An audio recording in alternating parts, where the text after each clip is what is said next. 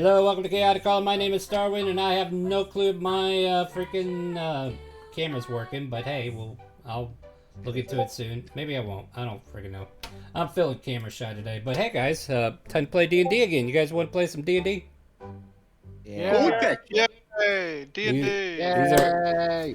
Today is our Sure. Open Friday campaign, and if you would like to play Dungeons & Dragons with us tonight, you can type !help in Twitch chat. Gives you a link to the game, a link to the Discord, and a link to a Character Mancer video so you can join us for all the adventures where you may or may not live to see another day.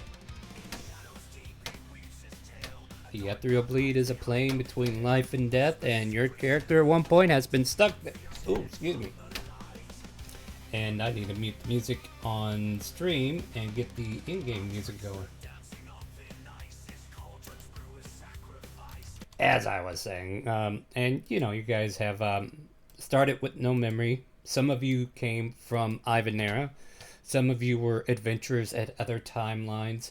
And in doing so, you've come together at this point in time where you have met up with a young woman named Levy who rescued you all and got you together, and you formed this wonderful group of adventurers known as the what was it? Steel Misfits. Steel Misfits. See that's the one. And you guys have joined forces with Shang Ju and the Quintessa, and been doing some other things in the side, like I think you guys returned a shard to a goddess of chaos who has a connection with tacos for some reason. You guys have been hunting down necromancers. You guys have been beating the undead left and right. Maybe even killing people who are still alive. Who knows? I don't know. Maybe not. Schematics. Jillian Cove was under attack, though. It seems like the necromancers got brazen and sent the undead legions into the city. However, as you guys were starting to fight the undead off, the flying fortress that Shang-Chi flew started to descend from the skies in a showering roar of explosions as it cratered far north of Jillian Cove. People who were key to its upkeep and maintenance and maintaining its altitude disappeared from the face of the earth. They just vanished for no reason. And even Yan, who, you know, the valiant protector of one known as Furnace, disappears. Shang and Yin and others who were aboard the ship come down to you all and, you know, explain what's going on. You guys find out Yan's missing, and you're like, we'll go search around and we'll do some stuff. All right, well, you go searching and you find more undead that need to be dealt with. The band hammer and many other weapons get used proficiently, and you clear away. And as you clear away some of these visages of undead, you see visions of people you may have met in the recent past. Like, we're talking aboard the Quintessa's fortress. Like, you saw the cooking crew. You guys saw that one guy that was down there. What was his name? I freaking can't remember. I'm bad with names. But yeah, that one guy. Anyway, you ended up, I don't know, one of you might have seen Yan disappear. Schematics. But you've managed to clear the current area, and in doing so, I'm going to let everybody kind of like briefly introduce their characters, tell us what they look like, what they're playing as, and then I'm going to open the scene with what's going to happen next. So, starting from left to right on my roll 20, let's start with Stephen Wolf. Before you stands a 6-foot-tall man wearing a cream-colored robe with intricate red chain designs. He wears red gloves and a red chain for a belt. With his hood up, red cowl, and large mirrored aviator sunglasses, it's difficult to tell what his skin, hair, and eyes even look like. Meet the Cleric of Ironforge, Stephen Wolf. Next up, we have Vander.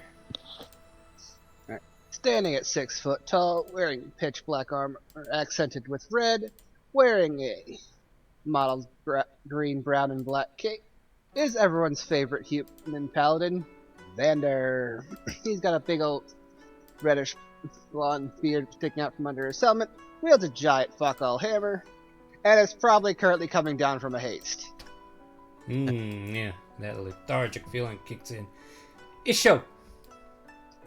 Isho is a human. As I was saying, Isho is a warlock human of the GD patron with white hair and yellow eyes. Pass it on to the next person. Aquana. Hello, my character's name is Aquana Shirogane. I'm playing a variant human peace domain cleric with cyan blue hair, white skin, and normal blue eyes. And probably most time tired being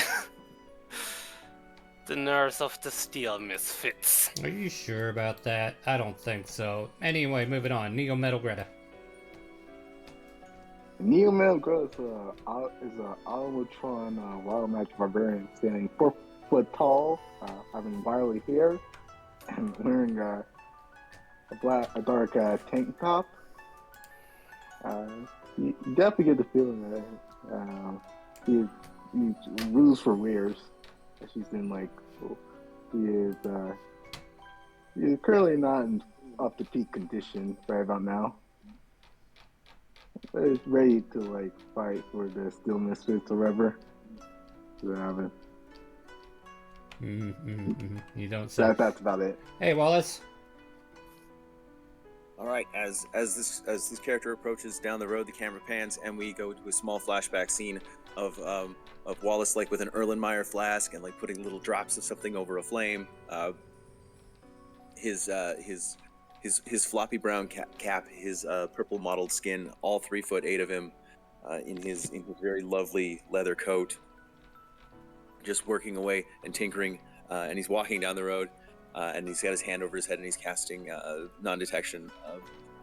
Your resident abjuration wizard who absolutely shuns the divine, Wallace. Next up, we have Furnace.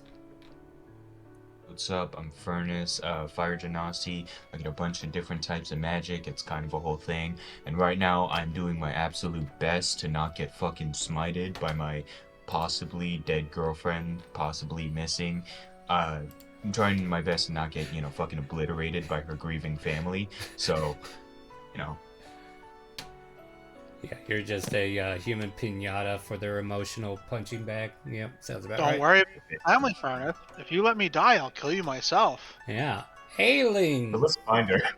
Yeah, let's find her. Ailing, you're up. Playing Eiling Bow, a white-haired, purple-eyed, purple-scarfed Kensei monk who is definitely not looking too great right now, having been down a turn ago.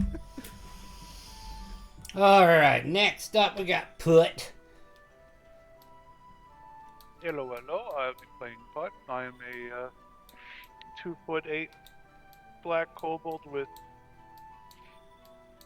purple eyes. He is a ranger, and he's seen better days.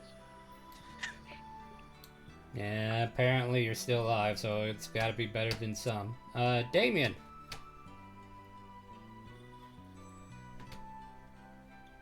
Are you muted? Are you there? Is this thing on? Hello? He is no longer in the chat. No! Oh, he went AFK.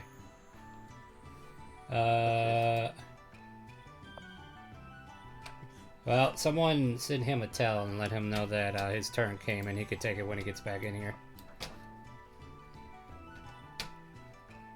Meanwhile, I have things I need to start ordering. I need to do this first. I guess one thing I could introduce is Yin Chu, one of the sisters of Shang Chu, or daughters of Shang Chu, is with you currently looking for her sister Yan. And you guys have currently defeated some enemies. She is a aberrant sorcerer, so she's got some telekinesis-like powers. And she also has mind fuckery magic, so be careful. And then of course you have your local kunoichi known as Orshe, the pink-haired samurai from another time, if you will. And as we kind of finish the scene that we were just in, you guys find yourselves in a clearing. Actually, that's too happy. That's too happy. Come on, you got something better for me. Damien's back. Welcome back. Hello. Go ahead and introduce your character while I look for the right mood. Hi, I am a fairly tall human being who's a level 5 fighter and or assassin slash hitman who has accidentally, maybe totally didn't, got rid of Toast's significant other. Yeah, I'm sure it's fine. So as you guys gather around after defeating these enemies, you know what? None of this music fucking works. All right, let me just do the usual. We'll do these. We'll do these. This is the usual. So as you all kind of like finish with the current scene, a soft violin hum fills the air. It seems to be leading to a nearby alley, perhaps. But with that being said, I'm going to go ahead and let you guys take over the scene. But you do hear a humming of a violin. That's all I'm giving you for now. What do you guys do? My preferred terrain, dark alleyways. Yeah. Smileys, too. Aquana, Not mine. do you still have any of those healing potions, please? Who? Me. Who? Eileen. That poor Let me ailing see. person. They're ailing from living. Yes, We don't give it to him. please. And Putt. I can't look for a tavern. Aquana hands over one healing potion to Ailing. Thank you very much. What'd you say, Greta? Can I look for a tavern? In the middle of a zombie apocalypse? Mm-hmm. Give me a perception check. You Oh, use boy. a 2. You're not asking me to look for a tavern, so you don't get one. Haha. Oh, 2d4 plus 2. Yeah, that's what it is. Sorry. By the way, I think Dixper lives today, so have fun with that, guys. Perfect. Yeah. The humming of the violin continues. You guys seem to be quaffing potions, getting ready for the next scene, I guess. So, I found these potions of healing. Would you like one? Here, you can have it. Ooh, a potion of healing to Damien. There you go.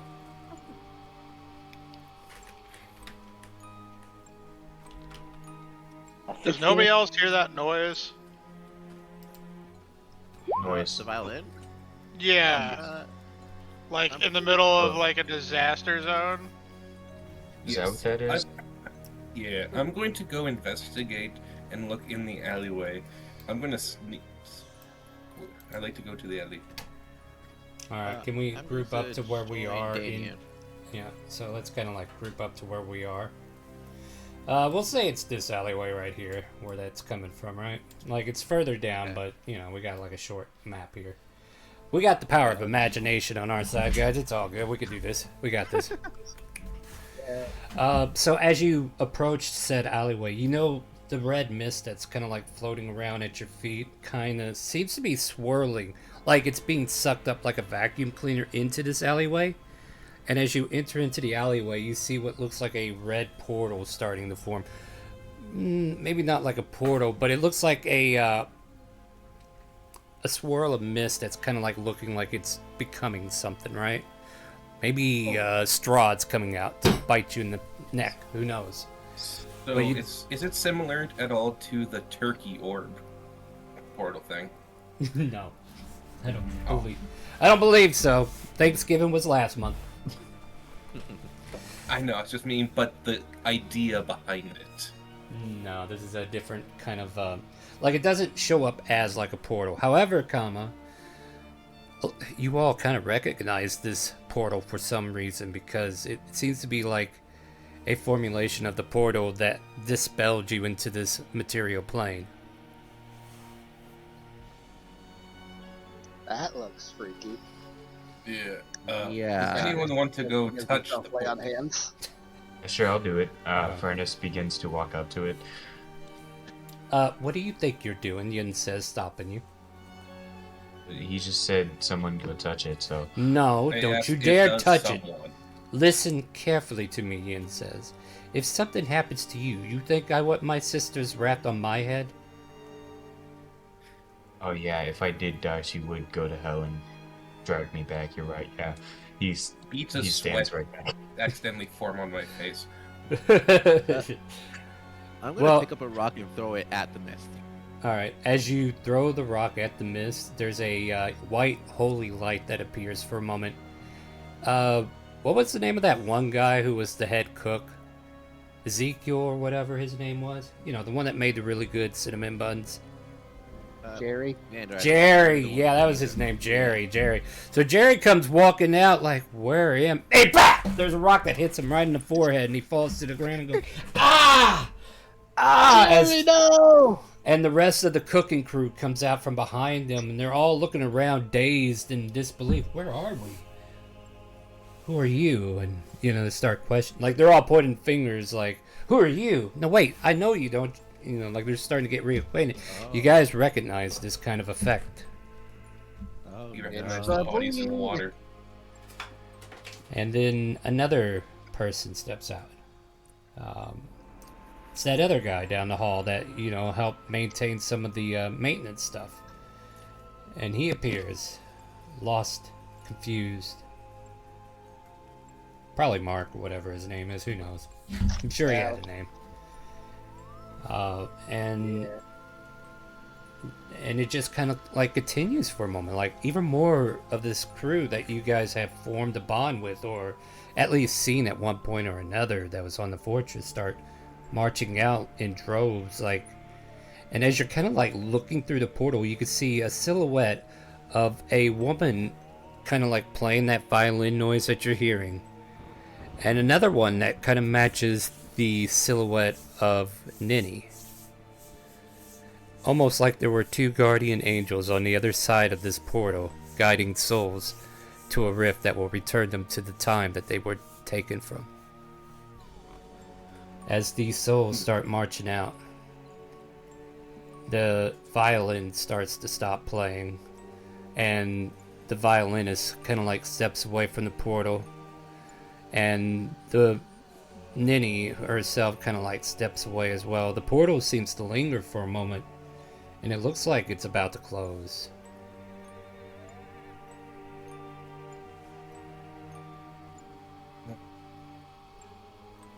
Do you guys do anything? I'm gonna turn to Yin and be like, okay, I think we might need to get Shang-Chi over here because someone needs to gather the crew together, and we are not it. I don't think we have the time. Yeah, she's already in the middle of a sending spell. And you do have Orshay with you, and she's just kind of like looking at this phenomenon as well. So should I use Mage Hand, or is that gonna cause like a black hole or something? Furnace, I don't think you should cast anything until whoever these two are done. The light to the portal flickers for a moment, and then eventually a figure does step out. Slow, melodic, and almost uncertain that they should be even step. Like you see them step a leg out of the portal, right? And then it almost looks like they hesitate and bring it back in. And then eventually it's like the portal pushes them forward, and you watch as Yan pops out, and her stature, you guys recognized how before all this happened, she was like very protective in a violent way. She was eagle eye. She was very upbeat and demonic looking at times, you know, just very full of energy, ready to do something, right? Not the case as soon as she... Okay, well, let me finish telling you the story real quick. So as she appears, her demeanor seems a little bit more cautious. Her eyes seem a little like there's... What are they? Crow's nest kind of like developing slightly on her eyes. And maybe just a little gray tint in her forehair. Almost like Rogue, but not quite that extravagant, you know what I mean?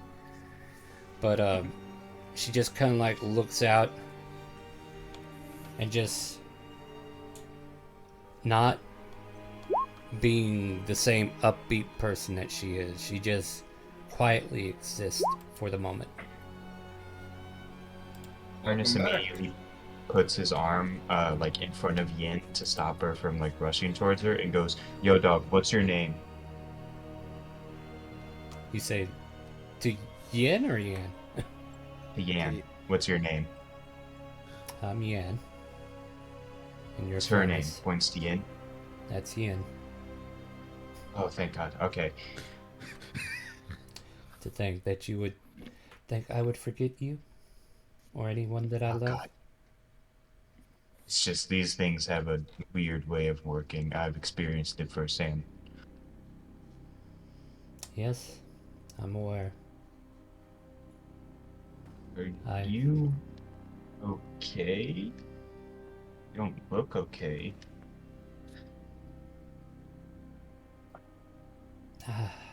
I just seen more than I should. All right. Okay. How about this? You just I no. I hope you don't We're have a going headache. We're going to get you to your mom. Just try to do your best to rest right now. Right? I've had plenty of time to rest, Furnace. Oh. It's funny. Every time I reached for you without thinking, the world found a way to punish us for it. That's What? yeah. I mean, it's weird how the world works and, keeps people from each other. So I know I told you to rest, but, maybe just try to rest, just relax, just, try maybe stop thinking because you've had a lot to think about or whatnot. So just do what I do. A lot indeed. Okay, yeah, we're gonna get you to your mom because this is not normal. And Ian's like, she'll be here shortly. Okay, good, yeah.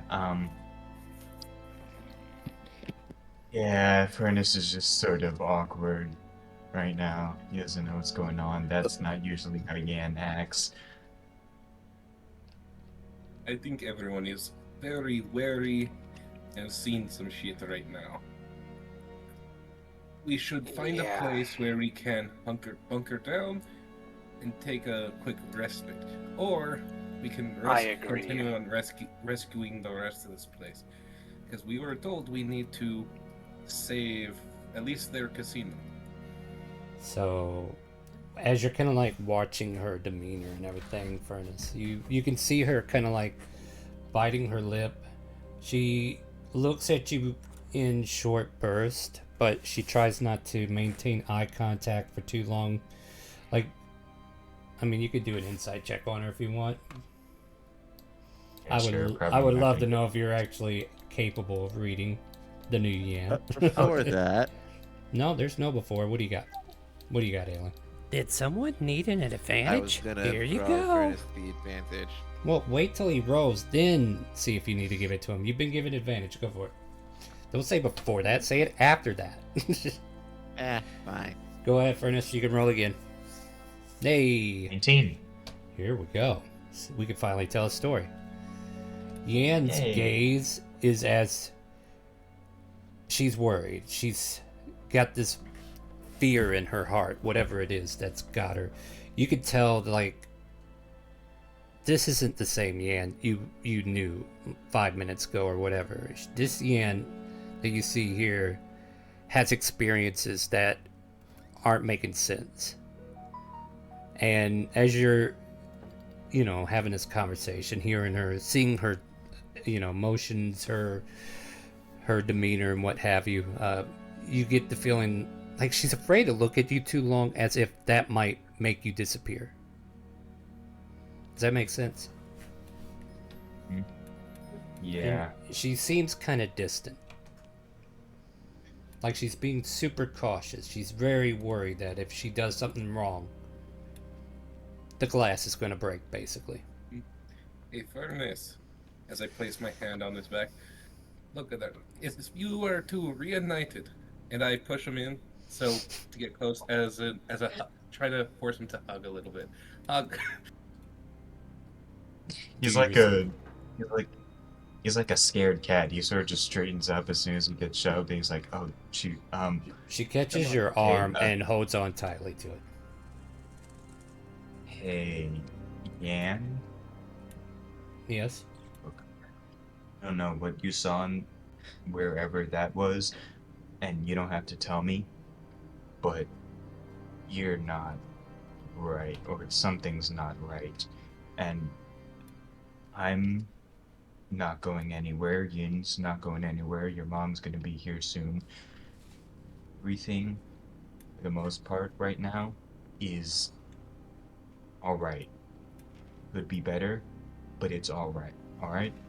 I'm not going nowhere. I'm not gonna disappear or die on you. I've made it this long. I can make it even longer. I'm not going anywhere. All right. We're She not going anywhere. she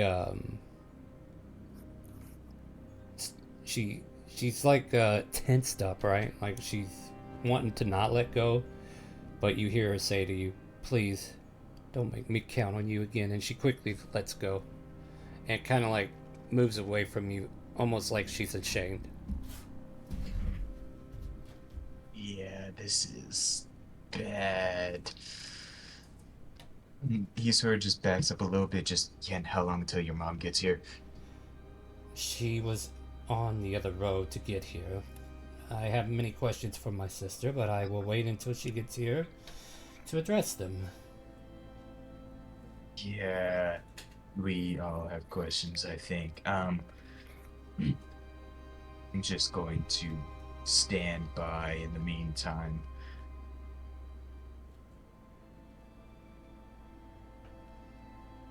Yeah, let's see. Ernest just sort of stands close to Yan, but sort of like, not too close. Like middle school couples. Perhaps. Like middle school prom dancing sort of She stance.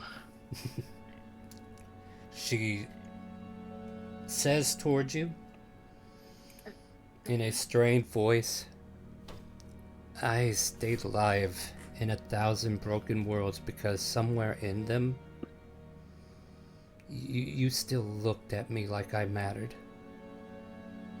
I don't need forever. I just need now, with your consent."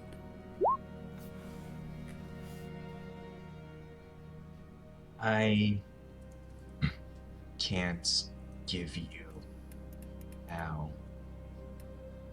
And I don't think I was ever able to give you now. 'Cause that's just not really who I am.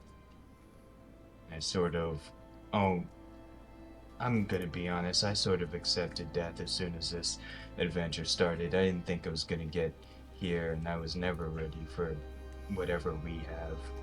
And I hope you can understand that. She just nods in quiet demeanor. Definitely off-putting.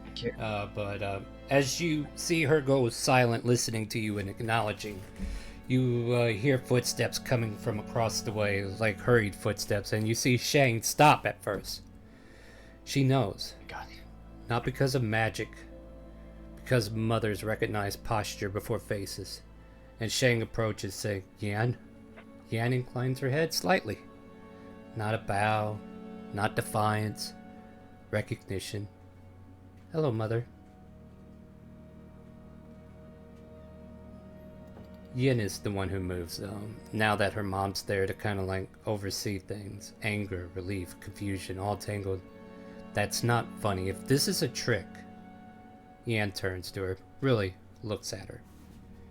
"You still lead with your voice when you're scared." Yin freezes. "That's too specific to be fake." Yan exhales just once. "I didn't mean to leave you," Yan says. "Leave? What do you mean?" Shane kind of like approaches. You're hurt. You're confused. We'll take you home. Anne doesn't raise her voice. She says, there is no home that fits me anymore. Uh, Ian looks at her and says, you look the same, but you sound like you've buried people I haven't even met. Ian gives a small, sad smile. I buried versions of you. Oh. Whatever happened to you, Shang says, it was not what I wanted. Oh, go ahead, Damien. This is just contemplating as he reaches into his pocket and touches his fate card.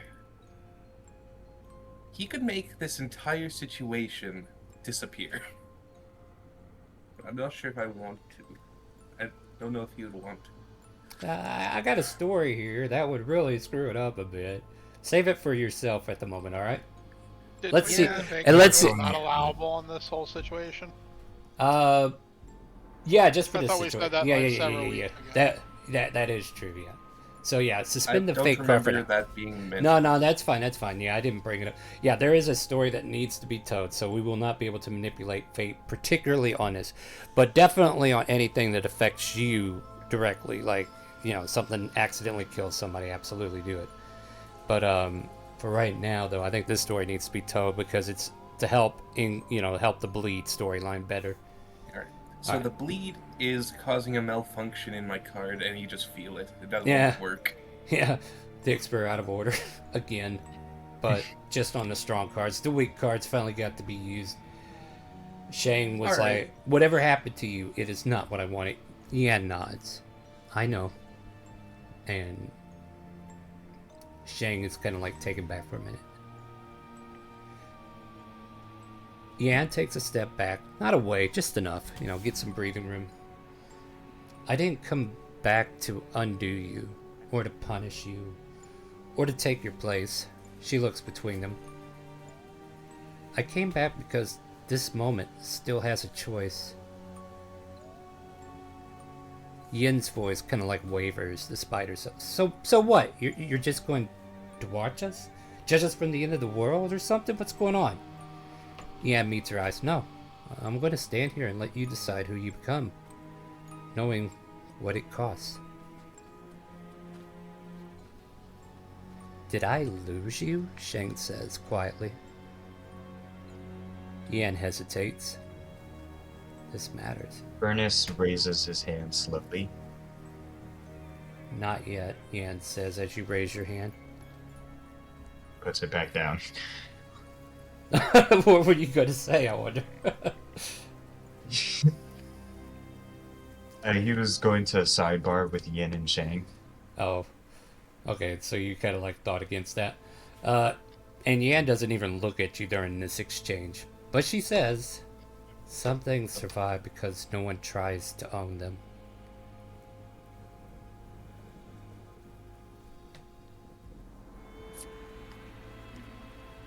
Can I make a history check on that? Sure. While you do that, she turns to Shang and Yin. If you ask me to choose a side, I won't. If you ask me to leave, I can't promise I'll survive doing it again. Holy history check. Alright, what about that moment triggers a memory? It was the line, she said something about like owning something or whatnot, and I think she was referring to Furnace when she said it, and Furnace just gets like a memory just beamed into his skull of himself, a bit younger by just a couple of years, and he's sort of holding this golden lamp, whatnot, and he has these magical shackles around his wrists, and standing behind him is a very large, very intimidating genie man, his patron. And Furnace remembers making a deal to sell a soul to this genie man for power and whatnot. he remembers specifically that it was not his own soul that he sold. Mm. What a play! He also huh? remembers. He also remembers giving up this soul very reluctantly, like with almost no hesitation. I'm not sure if that person in chat is a bot or not. Or one of my mods can look at that. Yeah. Or, okay, hold on a second. So Shang is like looking off to the side like she's having another private conversation. I'm not talking about you, Napkins. Oh, wait, you are a robot. Never mind. But you watch as Shang kind of like talk to the wind next to her in sharp tones. And Yin and Yang seem to be having their exchange there with, you know, this epiphany of memory coming back to Furnace. And I think what I want to do now is if I can turn your attention to something that happened earlier. Let me see if I can find it real quick, because I was going to do this scene, but alright, let's see here.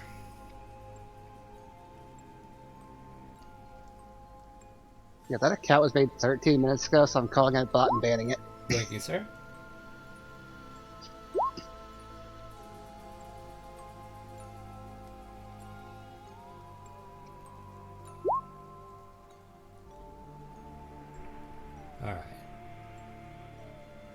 Alright, hold on, I'm just browsing my notes real quick. Let me make sure I got the right stuff here. Alright. Where is it? Yeah. We know you lived through some shit.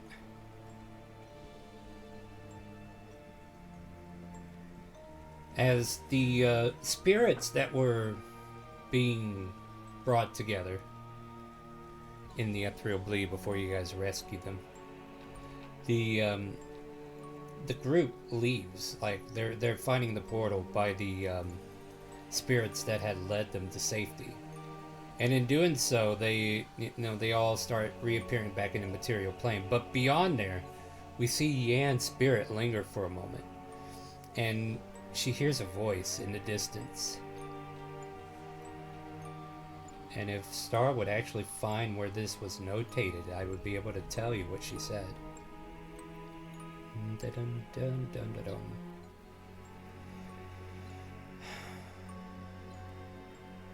Alright, you know what? I'll make it easier on myself. Hold on a second. Actually, I'll give you guys just a moment to kind of like fill the scene while I'm looking this up a little bit better. If you guys want to continue having a conversation amongst each other and the NPCs.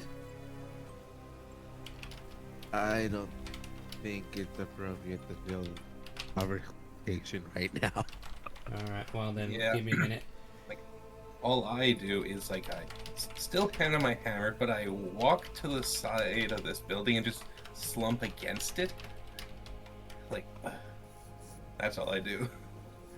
Just dread and relief at the same time appear on their face.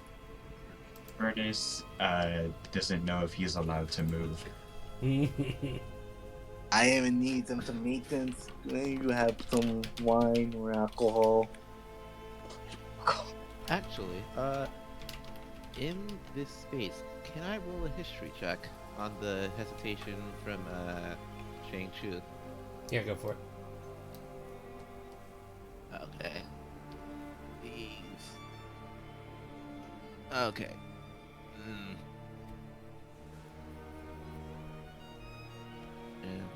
Did someone need an advantage? Here you go. Why don't you roll first and then use the advantage? I Oh, did okay. roll first. Oh, okay, now I see it. 5. Alright, yep, you need it. Go for it. Okay. Please be good. 6. Ugh. Good job. You got your advantage roll to roll at least one spot higher. Nothing comes to mind. I mean, everybody's kind of in a daze right now. Oh, one at a time. What did it say? No. Hold on. Well.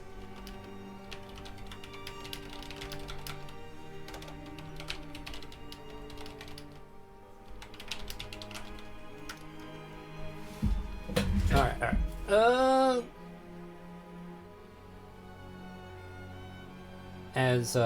guess I'll go ahead and try this out, see if this works. I'll retcon if I feel like this isn't what I was thinking. So as Yan is hesitating to leave, there's a moment where she fades from the current room where everybody's stepping out, and she finds herself in a dimly lit private room, and a tiefling woman with long white hair comes strutting out, approaching with confident, and Yan seems to be stuck at the table, having a seat.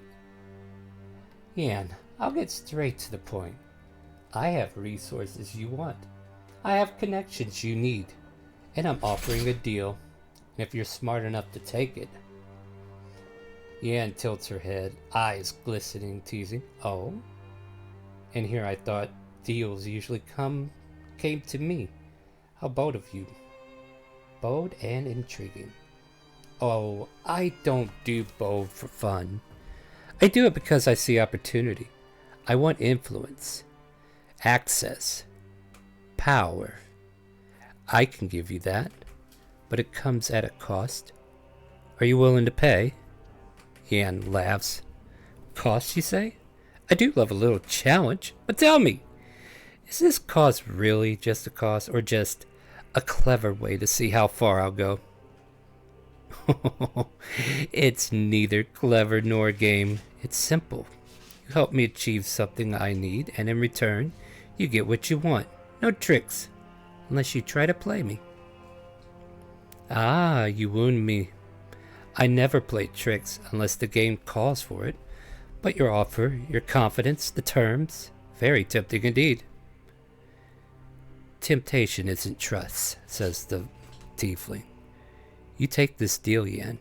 You do exactly as we agree. One misstep, and the consequences won't be pleasant. Oh, you do have a way of making even threats that sound invitational. Consider me intrigued. Let's see if your table holds the cards you claim it does. Oh my goodness, it didn't even give me the full repose of what I was looking for. How dare! So basically, she made a deal. And this deal had led her down a rabbit hole. Ah, now I find it. You know what? Let's retcon the previous vision. Let's go with this one instead. There is no ground beneath Yan's feet. No sky above her. Only a table. Hey, we got one part right. It is stone, obsidian black, shaped like a diamond split in two. 6 empty recesses mark its surface. 4 at the corners. 2 at the heart. 2 are filled. 1 hums with decay. 1 drinks sound, light, and certainty. Yan cannot remember how long she has been here, or if here means anything. A voice speaks, not from above, not from below, but from possibility itself. You were never meant to survive this, the voice says pleasantly. Most people don't. Yan tries to stand. She cannot tell if she succeeds. Where am I? She asks. The voice laughs softly. Between decisions. The table shifts. Images ripple across the surface. Not futures, not memories, but attempts. Cities held aloft and then dropped. Sisters standing over graves that belonged to each other. A man named Furnace, dying in 100 quiet, unimportant ways. Yan reaches out for one image. It shatters. Careful, the voice says. Those are expensive. Yan's breath catches. I could change this, she says. I could stop it. There's a pause. Then, no, the voice replies. You can look. The table rotates. The 6 empty spaces glow faintly. The world will choose its shape regardless, the voice continues. But you may explore how many ways it could break before it settles. Yan swallows. And the cost? For the first time, the voice sounds interested. Time, it says simply. Belonging. Rest. Yan doesn't hesitate. If I agree, she asks, voice shaking, will they be safe? Another pause. This one is longer. Possible, the voice says at last. Not safe. Never safe. Yan closes her eyes. She nods. The table fractures, not violently, but precisely. The images scatter. As darkness folds in, the voice speaks one final time. I did not give you the future, little constant.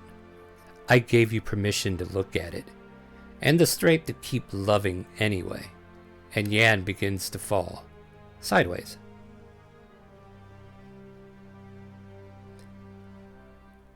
And then we come back to our current scene where she is now with you.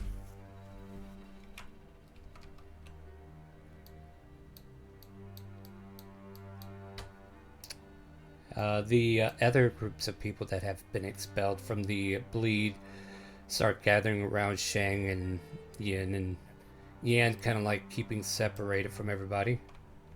I'm sorry, is it anybody else talking, or am I missing something? Do we see the Tifa? No, you don't. That was a closed cutscene. Okay, gotcha. Yeah, like the first part I told you, kind of belay all that, but the second part, still the same character.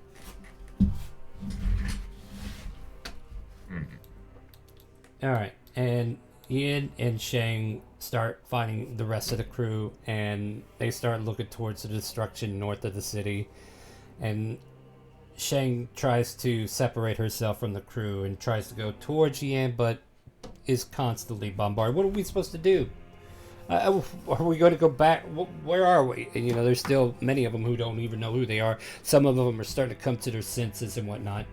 And Yin and Shang seem to be occupied for a moment while Yan kind of like hides behind Furnace's shadow, basically. We also watch as Orshay makes an approach, and sometimes you see Shang doing like a double take towards Orshay and whatever she's looking at. That seems to be an empty space of air. Other than that, like right now, you guys are at the helm. What do you feel like needs to be done in the moment? Do we still have any more like bad things happening around the city that need to be addressed? At the moment, you feel like all the serious threats have been dealt with either by you or maybe some other unknown factors. I think that for now we should head over to, I believe it was the Golden Lobster, regroup, and maybe plan what's next, because if I remember correctly, the Necromancer was never in Chilean Cove. They were in Marsola.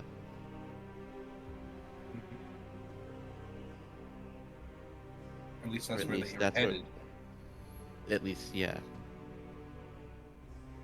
So for them to be in Chilean Cove, or at least for an attack to be here, then whatever group they are part of is moving, and we need to plan for that. We probably need to investigate the damage to the city and see if it's recoverable. Like the flying fortress, I mean.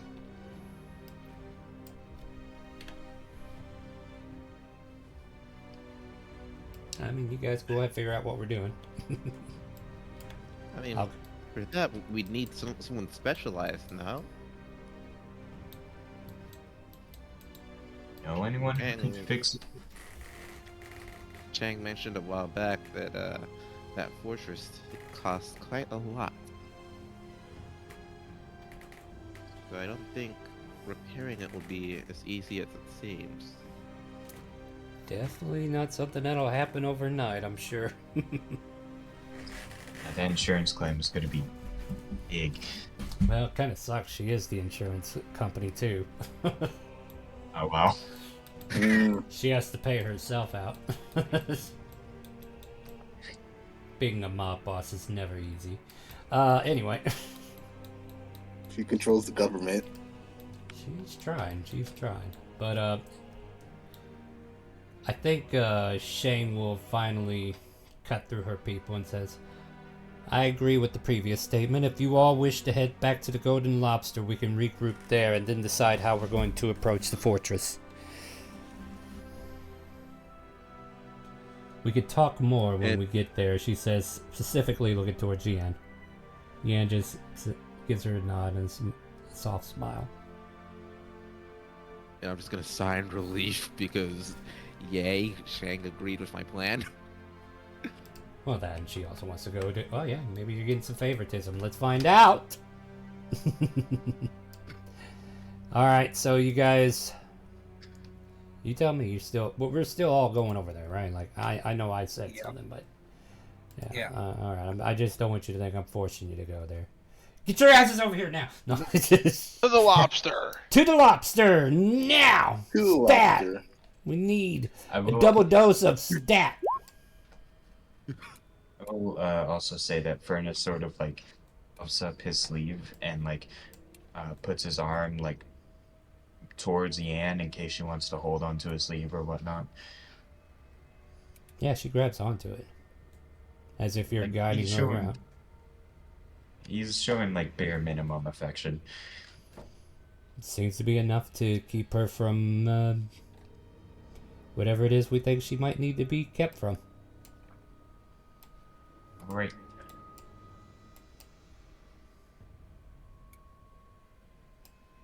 Alright, I'm just grabbing all the NPCs. Make sure you drag your token over. You never know when the bagman will appear.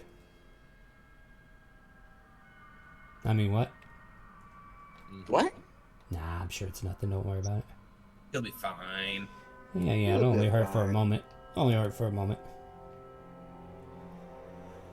Alright, so as you guys make your way into the Golden Lobster, there of course are the NPCs that are currently with you: Orshay, Shang-Chu, Yin Yan, Levy, and Nathan. Some NPCs seem to not be here at the moment, maybe out on a mission of their own or returning soon. One doesn't know at the moment.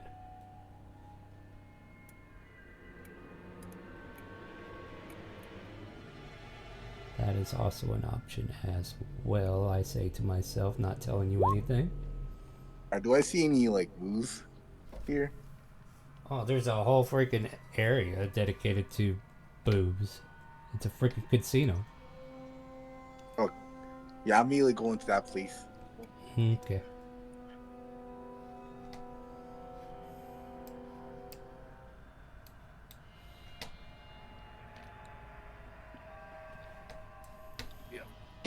Alright, Shang immediately turns to Yin, Yin, the older sister, and says, "Contact Tia. Let her know that we need her assistance right away.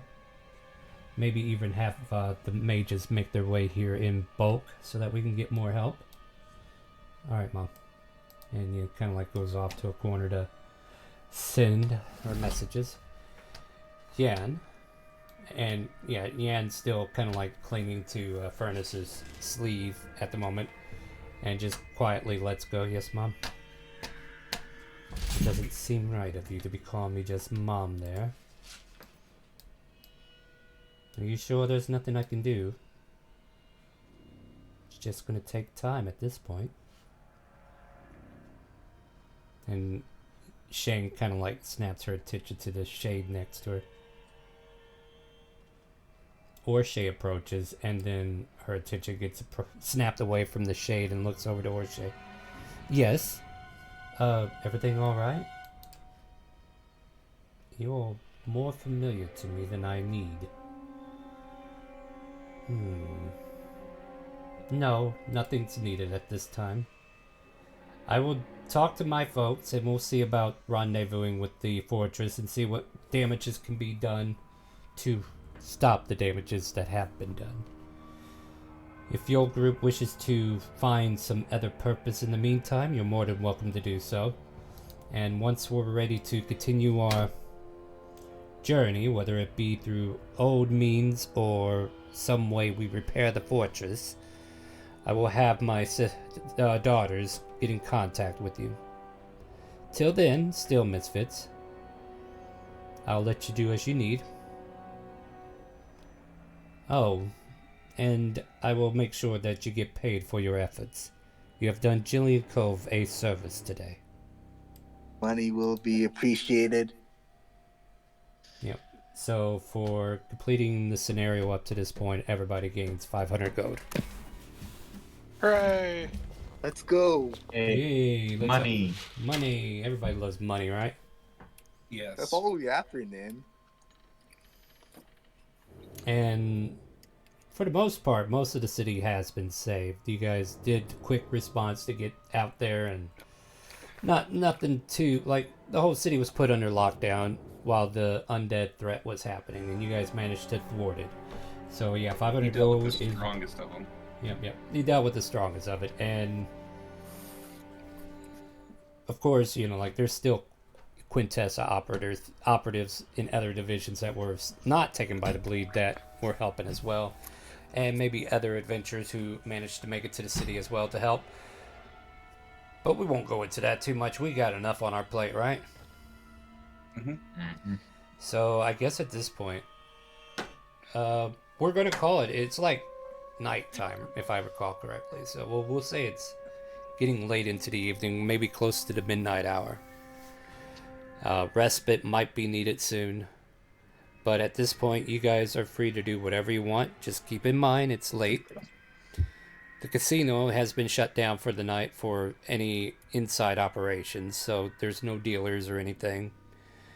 But you're more than welcome to explore the casino at your leisure, at least the parts that you're allowed to. Or you can go to an inn. There's actually a hotel next door that you guys could check into. Free of charge, of course. So, like, the options of what to do with the rest of the night is all we gotta resolve at this point. But before the group breaks up, I'm just gonna ask everyone: did we ever see Karma come out of that portal? Karma. Are not No. being found. Gunrut didn't come out of that. I don't know. Well, she's Not this one. Dude, if we want to get into an argument on that, I didn't see you come out of that portal, so, we all just came out of a portal. Yeah, fair. I did come out of a portal too. Well, Karma has been missing we since all the came beginning out of a of portal. Oh, you came out of a portal Karma has too? been missing since the beginning of this situation, so. Ow, She- ow. I see what you mean. Okay, yeah. Maybe, I don't know, maybe? We saw her disappear, right? We Well, never yeah, saw that's her why. return with the others. I don't know. She's tough. Maybe she made it out. Like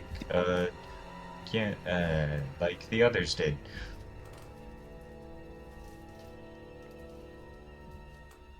It's obvious he's trying not to mention Yansel's situation. Yeah. Yeah. Just kind of staying shy back there, of course. Yeah. Sorry, go ahead. Yeah. Yeah, so I'd say, we maybe don't need to worry about it, and if you are, we could look for her in the morning or something. I'll ask around. But she... No, you're back. right. Oh. Karma can handle herself. She'll be back when she is. Yeah, she's like the third toughest person I know. And yeah, I would like to go up to Orche and talk about the last battle a little bit. Yeah, go ahead. Hey, Orche, Yeah, Damien, what's going on?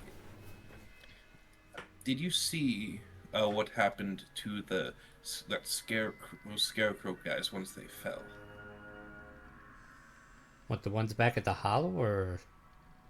The ones we just fought in Oh. the city. It was light. Oh, those things. Oh. Yeah. Let me just see if she did or not. Let me do a perception check. Let me do a perception check on my eyes to see if I can find where perception check is. That's the hardest part of the perception check. I know, right? Do I have eyes? You gotta have eyes, is what I heard. Anyways, Wallace casts blindness on you. Can I get a DC 15 Constitution saving throw? this is more of a history perception check, not a actual moment perception check. So you're already too late for that. Ah, No, blood, I I was can't casting see. it on Starwind, not on. Oh, no, no, don't do that. I need my eyes. Well, guys, how long does that last? He takes his glasses I off. think it lasts like an hour. Well, see you in an hour, guys. Well, you get to make You it and you get to make it every turn though, so it's not. Well, I have Oh, no, low no, concentration. Just last use your minute, last DM minute. resistance. I mean, I could use a legendary resistance. Anyways, moving on. I'm immune. Thank you very much. Except by real life events like cataracts, Yeah. glaucoma, that kind of thing. That's gonna get me in the. Anyway, moving on. You find yourselves here at this lovely casino, unable to gamble, unfortunately, and a distressed mother and daughters who are constantly, looking back and forth between each other. Shang also distancing herself from Orshay and the rest of you as she kind of like meets up with a wizard who appears through a teleportation spell. Tierra. And they seem to be off in their corner just conversing about what just happened. Mhm. I'm just giving you context. You guys can fill in the blanks. No, I was still talking to Uh, Orshay. Oh yeah, I got distracted. Yes. I didn't. What happened? Let's go talk to Cornell away from some other people. Oh, okay. And she follows you along wherever you want to go. Just over here, away from away from Yan for sure. All right. Yeah. Oh, Wherever. yeah. You move. I'll go. All right. So. Yep. I'll just. Let's just go over here. Yeah. Let's do it. Okay. So she takes a seat next to you. So what's on your mind? Circle the casino like 3 times. Yeah. Yes. We're running the Every slots. time we slew one of them, they reverted back to a person that we once knew. Every time. And I was concerned, and I am hoping this just stays between you and me, but the one I slew next to you, it flashed back to Yan. That's concerning, isn't it? Yes. What was happening, you think? If I had to, I have no clue, but either some sort of bleed corruption that took over their whatever they were, because once they were slow, they reverted back to what they were, and then they just disappeared. No body was left over, as you saw. Right. Well, the bleed did not open up a portal until we slayed them all. So when that portal formed, I guess we freed them from whatever fate they were tied to, maybe? I hope so, but it would be even worse if we slew the other ones from now and different ones came back. I don't know. It looked like the ship crew in particular were normal, except for maybe the bleed effects that they suffered. I don't know. I'm not an expert on that, but I just want to bring that to your attention since you know more than me. I only know about as much as you guys do. The one we should probably talk to is maybe that wizard that just showed up. Yes. And to be fair, I also didn't want to bring up that I might have accidentally slew a version of Yan. Well, good news. You didn't. I think? I hope so. I mean, she does seem more distant. Definitely not like herself that we know. You don't think she's a doppelganger or something? Like maybe this isn't the real Yan? Is there a way we can even check for that? I am not sure, but time will tell. Yeah, I'm sure time tells a lot of tales. Though we should probably talk to the mage, Tiara. Fair enough. And she'll follow your lead whenever you decide to head over that way. As that conversation is going to happen, is there anybody else doing anything that we should direct our attention towards? No, not really. I'm just shuffling some cards. It's like Yeah. stress state, kind of. All right, My so hands busy. all right. Yeah, basically most of you are waiting for a long rest. Yeah, what is Furnace doing? He's sort of just trying to keep Yan focused on different things, like he uses control flames to turn like a small fire into a butterfly. Just sort of keep her attention away from the current situation, which probably has which is either working or not working. You know, you can decide that. Yeah, she noticed you trying to cheer. I guess she's assuming you're trying to cheer her up, and she, in that moment, like, she gives you these soft smiles, and she offers it for just that brief moment, and then she looks away, trying to refocus her attention and, like, drinking in everything that she's been through and trying to, you know, pick a moment to reference towards you. I don't know if that's a good way to put it. Like, seems like she has a lot to say, but she's too scared to say it, basically. Yeah. But yeah, she's definitely offering you the soft smiles from time to time. So Orshay and Damien approached Tierra, and just because you said the same thing to Orshay, I can just TLDR that to her if you want. Yes. Alright, so yeah, as Tierra takes in the information and looks towards Shang and Orshay and you as she does so, she will address the fact that the bleed does work in mysterious ways. And we have learned that it has a way to bounce people forward and back in time. What you're describing could be that these souls were not yet lost, however their future selves were taken as part of the ritual. This doesn't even seem possible, but it's like they weren't dead yet, but when they meet their death, they were used as the ritual's resource, if that makes sense. So they are being used out of time, which is probably why some of these undead that you fought today were an anomaly, a difference. Something you don't usually face from the bleed or from other... Wait, this was ritual cast too, was it not? We I'm did... sure. I know a there few... was this big orb. Oh, sorry, you go ahead. Yeah, the big orb.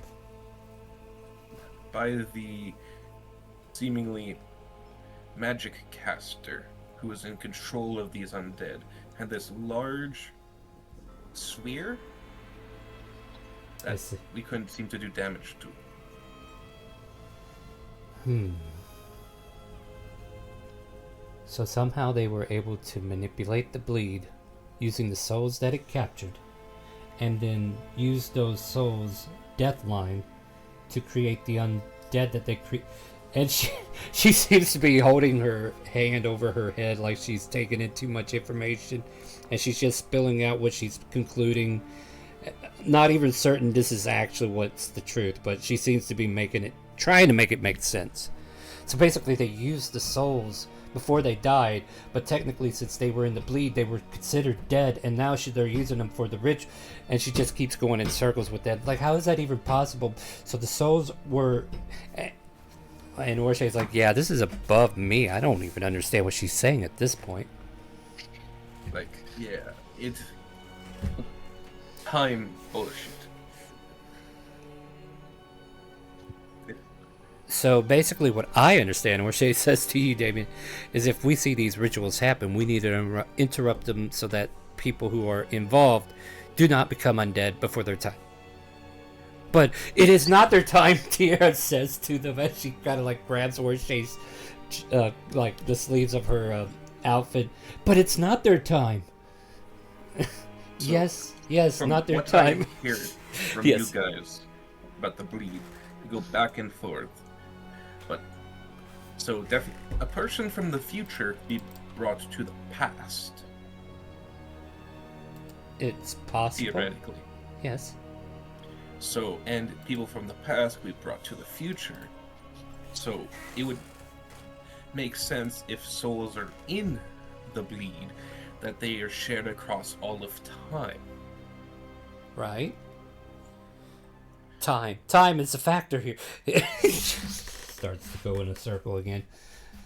But It's all like, sort of timey-wimey.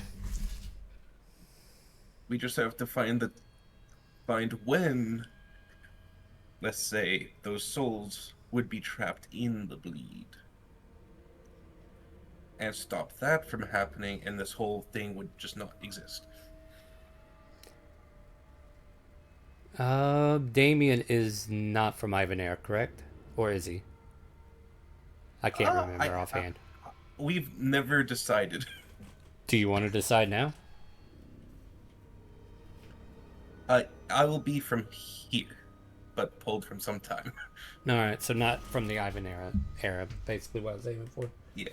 Alright, so I'll wait for this information to leak. Orshe's actually possible. Okay, let me make a history check for Orshe, and then I'll lore dump you guys. I've been lore dumping you all night. I heard a lot of you were needing a break from all the death. Yeah, you guys need a break from that death thing, right? Nope. Nah, she don't remember shit. All of a sudden, 20 Tarask attacked the Golden Lobster. Roll initiative. No. But we're only level 5.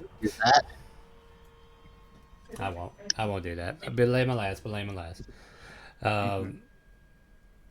I did see the Raven jump in here for a brief second. Did she jump out again? Alright, well, I can figure that stuff out. Gotcha ticket. Why didn't that go off? Oh. Well, alright.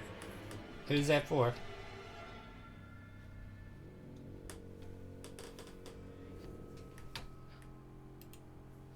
You get a reinforced over armor corset. Wait, is that the 5 one? No, it would say 5 times 5, wouldn't it? I can't even remember my own cookie clusters. Alright, so that one's just a single one. Alright, there you go then. Alright, so belay the last. Anyway, as a random item goes flying over to Isho, Shang just kind of proclaims out loud to everybody in the area. Alright, everybody. I think that's enough speculating for tonight. My head's hurting. I'm sure many of yours are as well. I think if we all sleep on this, we'll feel better in the morning. Yeah, and I hope you're okay with that. She nods in her direction. You're all welcome to use the hotel next door. Feel free to get a room key. And I will see you in the morning. Meanwhile, I'll send my crew to go look into the damages done to the airship, and we'll see if we can't salvage anything. We'll resume in the morning. And at which point you guys are free to get to a long rest if you like. Do any nighttime shenanigans, if any. Hooray! Or we could take a break for about 5-10 minutes and then come back from that and get to the end. Sound good? Which one do you guys want to do? Hey, oh, okay, wait, hold on. Nighttime shenanigans. Anybody? Nope. I was just gonna say, Go ahead. not really shenanigans, but Furnace just sort of, the entire night, he's sort of just staying as near to Yan as he can. So he sort of like camps outside her door, just, you know, checking in on her every once in a while.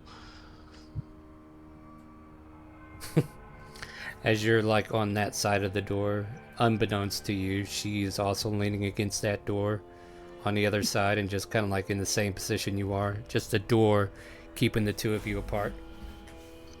Yeah. Like, Furnace's energy in this moment is very much cat that doesn't want to admit that it's showing affection. That sounds fair. Sounds about right. Alright, my friends, we're going to go ahead and take a quick little break. We're going to get something to drink, use the restroom if we need it, And yeah, we'll get back into this. By the way, if you're enjoying this dramatic scenario today and or joining us for the first time and you're like, hey, they're playing D&D on a Friday night, I'm not doing anything, because who does stuff on a Friday night? Well, I'd like to play. You can. Exclamation mark help at Twitch chat gives you a link to the game, a link to our Discord, and a link to a Character Mancer video that you can watch so that you can make a character without interrupting a game in progress. And then once you have watched that video and you still have questions, ask. We are definitely willing to get you in the game. You can even join us today if you're good enough to get in there, but we'll be back in a little bit. We'll start a new day. We'll let everybody get that dramatic long rest they need. And we'll play some more D&D here in a short bit, so make sure you join us if you want to play some D&D with us. All right, BRB to the BRB. Everybody have a good break, and we'll be right back as I look for the key that pushes the BRB button. Where's my BRB button? There it is. BR to the B.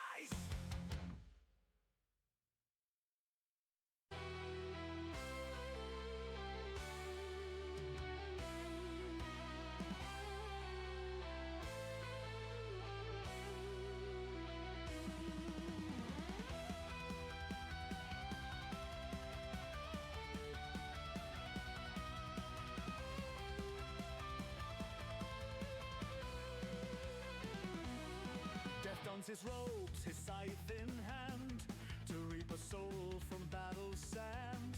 He finds a ranger fallen down, a soul to claim, a soul to crown. But just as death leans in with grace, a spark of magic lights the place. Shella's laugh, both fierce and bold, echoes through the midnight cold. Oh, death waits for Marcus time and again, but Shella steps in his soul to defend. A red-scale goddess who bends like a fool.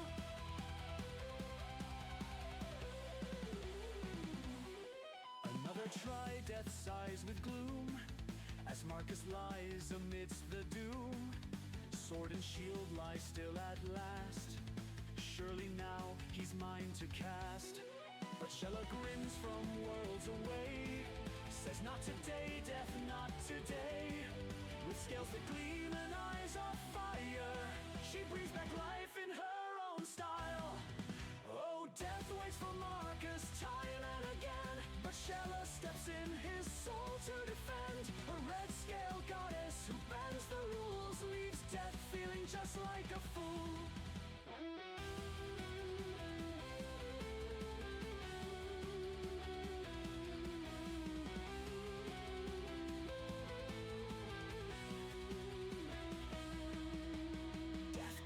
Reason with a trickster's mind, he's bound by duty, she's unconfined.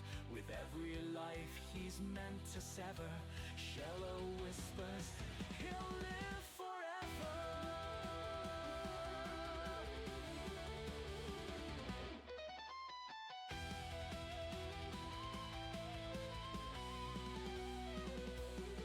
So death stands back and shakes his head. One more day till Marcus's bed. But as he fades into the night, he vows to win the endless fight. Final death waits for Marcus time and again, but Shella steps in his soul to defend. A dance eternal, a cosmic game. They circle round with no one to blame.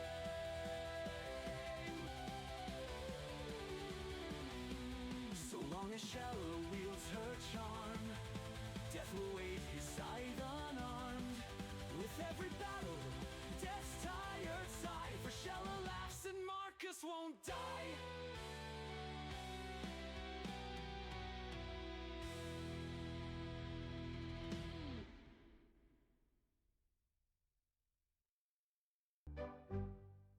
Chase the robot pirate bold and true. Sails a skyship with a crew made of metal but oh so bright. Every star is his guiding light.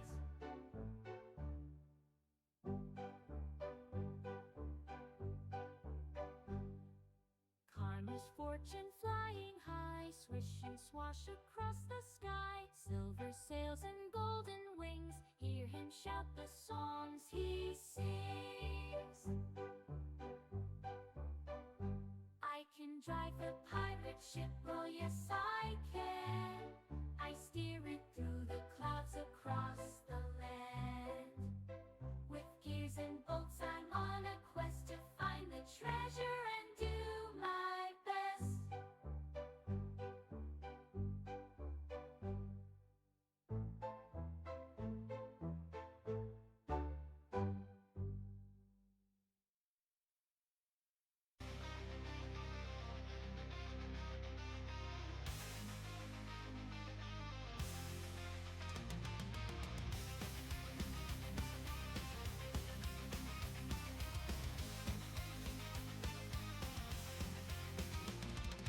Shadows deep he weaves his tale, a dark god hides behind the veil.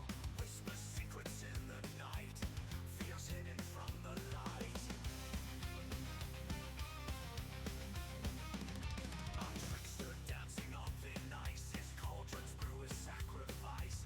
Twist the truth to keep us blind, nefarious rules the fragile mind. A trickster dancing on thin ice, his cauldrons brew his sacrifice. Twist the truth to keep us blind, nefarious rules the fragile mind. Necessary. Yeah. I have no idea. Hey guys, welcome back. Yes, there are emotions. Hey guys, we're back from break. We'll keep this music going for a little bit, I guess.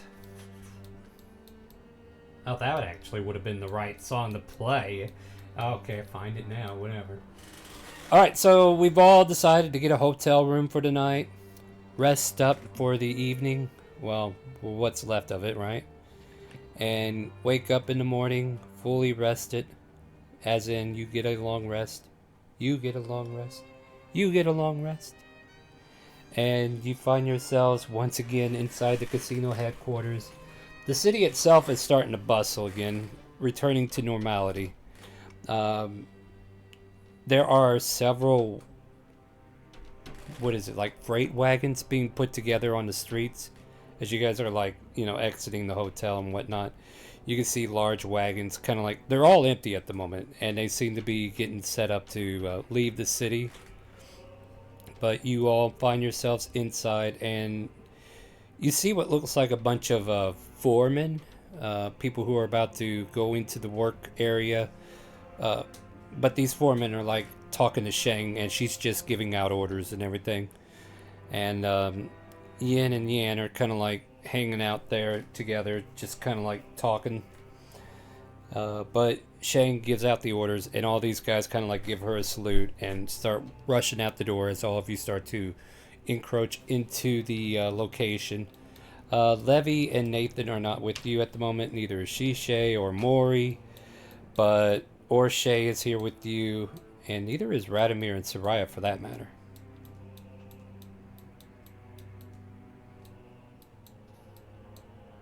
Ah, good. It looks like the Steel Misfits have finally woken up from their long rest, says Shang as you all enter in. Yes. It is a very comfy bed. One would hope. I have everybody taking care of the fortress at this time. That is capable. You probably noticed the freights being pulled out of the city. Yes. Something like that. Yes. Well, they will be gathering salvage from the airship, unfortunately. There was a lot of damage done. Sorry for your loss. She grows very quiet because she's like having this mental thought of like, should I just kill him just to have my way? Or like, you could definitely see the cross in her eyes as she stares at you like she's ready to just shoot you where you stand. Yes, sorry for my loss. I'll remember those words, Furnace. I'm gonna shut up now. That would be a good idea. Yeah. At any rate, she reiterates, as I said before, Steel Misfits, we do not have a base of operation, save for the casino at this time. I don't know what else we could do in Tynek, but if you have any other leads you wish to take, you're free to do so. I assume I'll have more solid information on our operation, perhaps in 2 weeks' time. I do not want to keep your souls stuck here in Jillian Cove for those 2 weeks, so if you wish to take travel upon yourself, unfortunately, I have no idea where Karma is. And you all are aware that the Karma's fortune is her ship. Yep. I do not know when or if she'll return. So in the meantime, the Karma's fortune will remain in our custody. If you need other means of travel, we are more than happy to pay for carriages, horses, any land transportation that we can provide for you. At this time, we need every capable airship to help with the fortress restorations.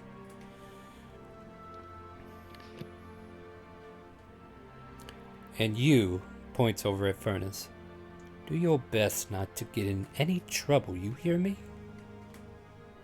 Yes, ma'am. Yan quietly I'll try. steps beside you and just kind of like shadows behind you. Yeah, he gives her his sleeve. Just, I'll do the best, ma'am. Sort of like awkwardly salutes her.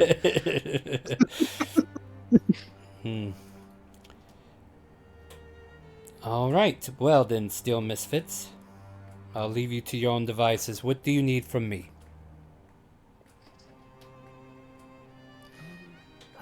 Actually, where would be the next jewelry? jewelry. The thing is, I will probably need some diamonds if I want to revivify someone. I could care less if you wish to revive your friends. That sounds like a shop expedition, not a me expedition. I think she was asking where a jeweler is so we could buy some Ah. diamonds. Yes, yes. Well, then you should probably go look around for that. I'm sure the DM Okay. won't hide it from you too hard. Okay. Hey, Most Damien, probably. what did you claim, Damien? I didn't hear anything. Gold. Gold for level, or was it the new 100, one? yeah, 100 It was gold the- per level. Oh, okay. Yeah. Well, there you go. You got it. I have 19 more of those. Use them sparingly or give them to a friend. Oh my god. That's Use 500 them all at gold. once on yourself. It's because you just become Oh, I guess unfathomably rich. I don't guess I have a sound file tied to that one yet. Oh, yeah, there's a lot of work I gotta do. All right, yeah, just at any rate, looks like your NPCs is Orche and Yan for now, unless. Yeah, I guess that's it. Yeah, that works. Yan will Sounds fair. give Furnace a warning glare, and then stare at Yan for a minute, and then just turn on her heels and walk away. And it's just awkwardly gives her like a head nod. All right. Oh, but yeah, that still leaves the question. Like, what I was asking, do you guys want a horse and carriage? Is what the DM was asking through Shane. Oh, we have one. Definitely useful. Yeah. Do you need horses then? We have one. We were storing it on the Cormer's Fortune. Oh yeah. Okay, I guess we can deposit that for you. All right. All right. So you do have access to a carriage. That's all I need to make sure. Like, yeah, like I said, she's willing to provide you with land transportation at this time, but you guys got that. All right. So yeah, for now the airship is out of the question until our Karma comes back. Hopefully she can fight the bleed and make her way back in time. But the city is yours as Shang dismisses herself along with Ian. And Yan kind of like hangs out with Furnace and the rest of you, and Orche, of course, following up with you. So what's the plan? I think we need to see if there's anything we can do in town. I mean, there's the merchant from the quest, the one her son that we saved. I know we originally did that to see if we could get into the Citadel, get any more information about that. And I know while the assault on Citadel is probably significantly delayed without the fortress, maybe we could take a stop by. You want to go to Citadel Kingdom? No, he's No, talking the about merchant getting. in Jillian Cove. We saved her son like 4 sessions ago. I think it was 4. Been a while. I believe you.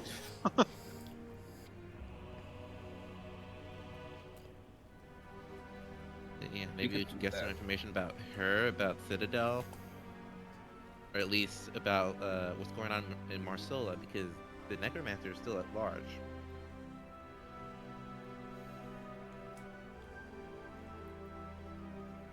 Do that. But that's just Sounds a great. suggestion. Does anyone else have anything? No, it sounds like a plan to me, Orche says. Alright. Let's head over to that house of hers. I don't think we had a map specifically for that. No, probably not. We got At the power. We got power of imagination. Yeah. Yeah. Power We'll of just on the outskirts of the city. Oh, hold on. I gotta roll a D100 then. Ooh. You gotta see if it's still there. Balak, high or low? Oh, hi. Go big or go home. Amen. All right, so it is still there. Okay. though there is kind of like random rubble that are like out there in the middle of their fields. But other than that, you know, and you can see the forces of Shang Chu's freight train basically coming out to the city, carrying in materials, excavating what they can out of the big wreckage that you could see clearly up the road from you. And there's still billowing smoke coming from it, as well as it's just kind of like radiating there, just a fallen fortress. But you make it to the merchant's house, and I forget any of the voices that I gave these people. So let's do the TLDR way of doing this. So what kind of information are you looking for? I guess in the order, what's going on in Marsola, how's your son doing, and what's going on in Citadel, in that order. What's going on in Marsola? Let me think about that for a second. Marsola. They actually give me persuasion check, I guess. Not great persuasion. Don't give yourself advantage till you hit it. I do have proficiency, so do it. High roll. Yay! Now would be a good time to roll advantage if you feel like you need it. Basically, with that, they're just going to be like, I don't know anything happening in Marsola. Did someone need an advantage? All right, now Here you can you reroll. Watch it be a 9. High roll. Hey. 9 on the other side. But anyway. That would have been hilariously flipped. Alright. So, as far as Marsola goes, like, well, they go over, like, how the wizard there has been having problems with people coming in buying spell components and has been running dry lately. And, you know, one of the dealings that they do is, like, handle spell components from time to time. And they just recently got a mass order of stuff that seems very odd for the wizard to be asking for. As far as that goes, like, nothing else unnatural. Though I did hear that they're going to have a cheese festival in about a week. Yeah. We should go to the cheese festival. The hell's a cheese festival? What the hell is a cheese It really festival? has a lot of cheese and it's a festival. Yes, there's cheese galore. And they dedicate the cheese on an altar and they put it away and never comes back. But there's all these cheese wheels that get handed out. It's a great festival. Okay. Yeah, and there's these fanatics that go around saying, "We rise as one," but they're just fanatics. I would have thought that would have been more of the bread festival for that one. No, that's... You're too young, I understand. You rise. That's good. Curtis gets it. Oh, I got it above table. It's just that you're not here in the story elements of why that is said. Quit trying to change my own joke into something else. It's my gimmick. You'll get your own. Still think mine's better. I don't care. Didn't ask. Yours is about bread. Mine's about cranium rats. Now, let's move on. So, cheese festival? In about a week, yeah. Just wait a week for the cheese festival. I mean, we could be We probably heading won't there. be here in a week. And neither Probably will not, they. but we could also go to that wizard with the spell components, because the chance is the necromancer or the organization she's from, they're the one buying the spell components for the rituals. A mass order right before a big ritual in Chilean Cove? A little suspicious.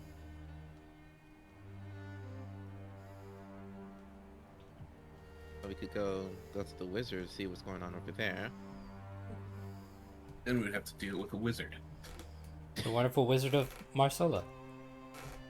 Yeah. Yeah. But what about Citadel? Do you have any information about what's going on in Citadel Kingdom? That spit place of a fucking continent? Hell no. Big a bird for all I care. All right. Well, I hope your son's doing great. I forget if they can walk or not, but I'm sure they'll be fine. Look, the DM wasn't ready to remember this stuff yet, okay? I had other plans. I don't think anybody but me notated the fact that we wanted the merchant for information when we did that quest. Yeah, that's Probably why not. I didn't. I don't take notes. I wing it every week. You don't know that yet? Oh, I know So that. do I. That's why that's why I asked you guys questions before a game starts. Like, what did we do? I've been too busy to remember. No, okay. Look. To be fair, above table, I do keep track of things, but it's usually my subconscious that remembers, not me. Anyway, trust me, I'll still be running DM games when I have dementia. It's going to be a fun time when that happens. Absolutely. Hell yeah. Lucid dreaming. We'll have a whole new meeting. Anyways, next stop, Marcella. All right, let's go ready the horses. Yes.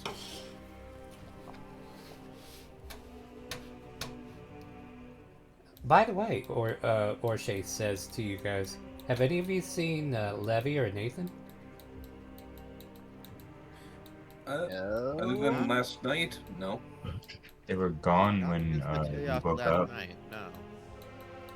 What about Soraya and Radomir? And I need everybody to make a history check. Ah, shit. Okay. Ooh. Oof. It's not bad. You know what? Sometimes it, Ooh, hold on. 20. I just Oh, want to you say want this? You can have it. I just want to say sometimes it's fun to fail. Yeah. Sometimes No, it's fun to fail. Not today. All right, go for it. Nat 20 for Damien. Okay, fair enough. We're calling this a DC Damien does not 15. fail. So a 25 for me. Yeah. DC is 15. Those who have failed, I have wonderful news for you. Rata who? Name not found. Soraya, Sorry, you who remember. was it? Soraya, you remember. Yeah. Radomir, you do not. Sorry, we ran with a rat? No, Radomir.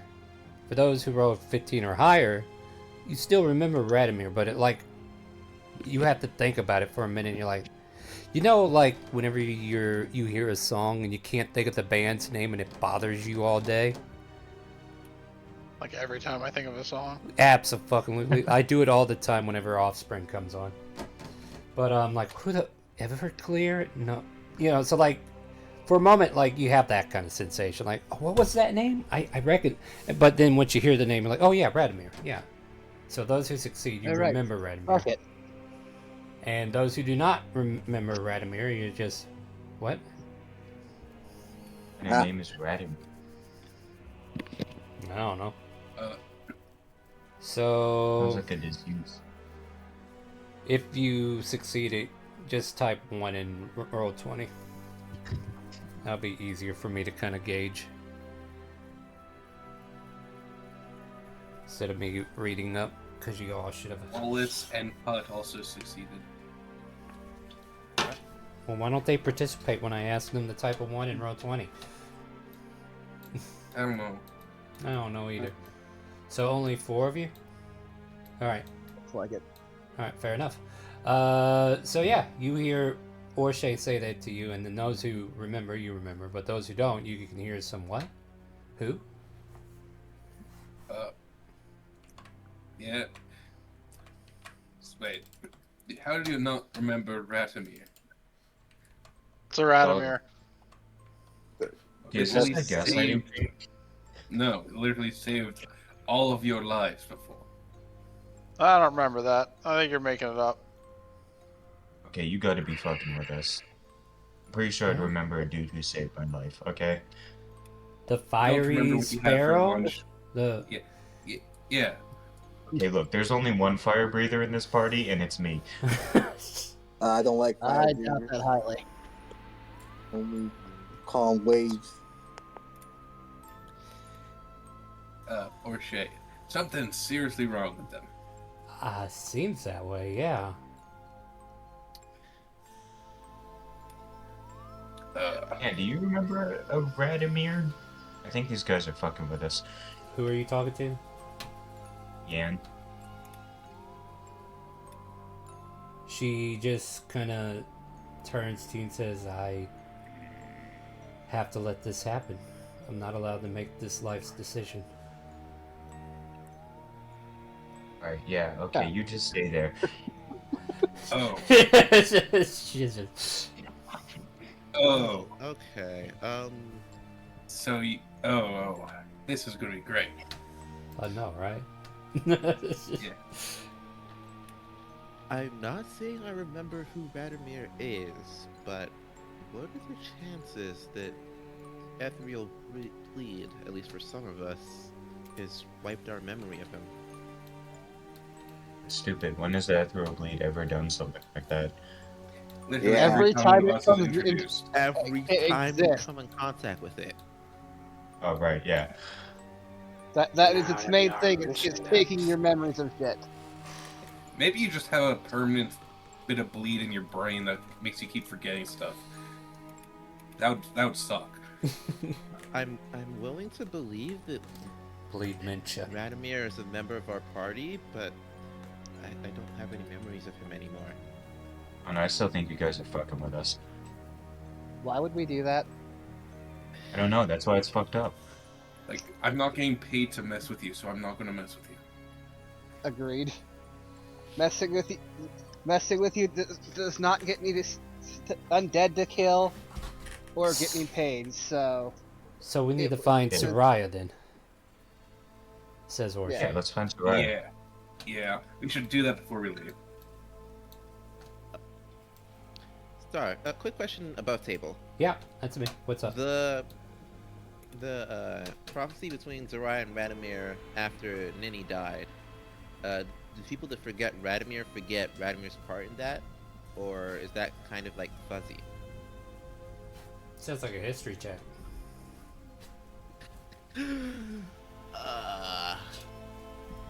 Good roll. Oh my god!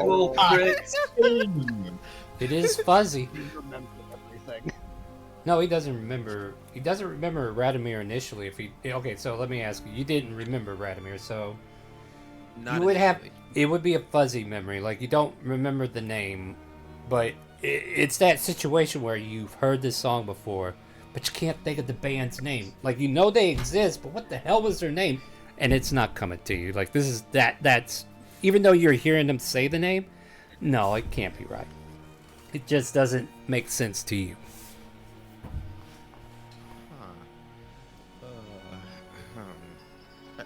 I think Soraya might be a good person to find. Yeah. And if we run into the And you just tell that for some reason there's like a huge confusion. Like things are connecting, but at the same time they're not. As one does. I'll remember that group eventually. Where am I? Sorry. Dementia's acting up. Okay, I'm not gonna joke about that. That's actually a code joke. Alright, moving on. The city is bustling, and you guys are preparing. Well, I mean, you already got the horses to come up here to talk to the merchant. So I guess what we need to figure out is where do we go to investigate for Soraya? Well, we could always just go back to the city and go to the last place we found her. We saw her. But she can teleport. Where was she? At the casino with us. No. She never made it to the casino with us. She was at the We were crash just site. at the casino.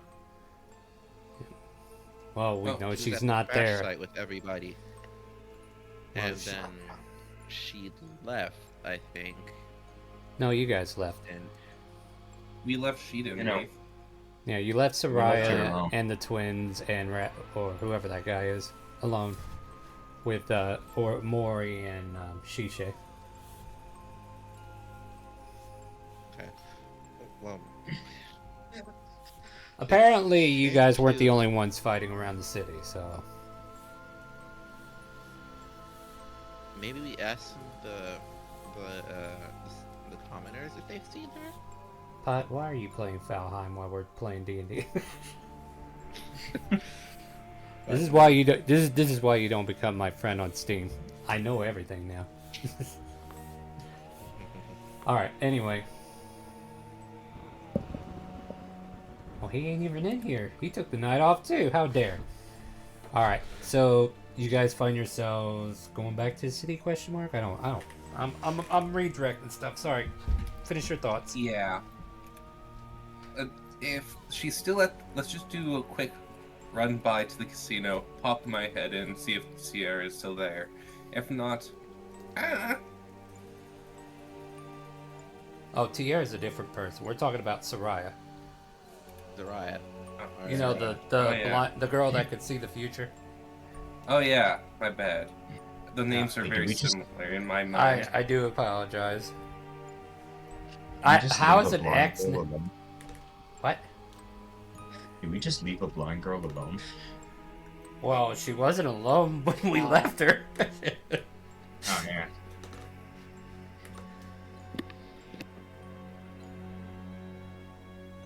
She might be now. All right, so the question becomes this: besides the casino, where else would you look?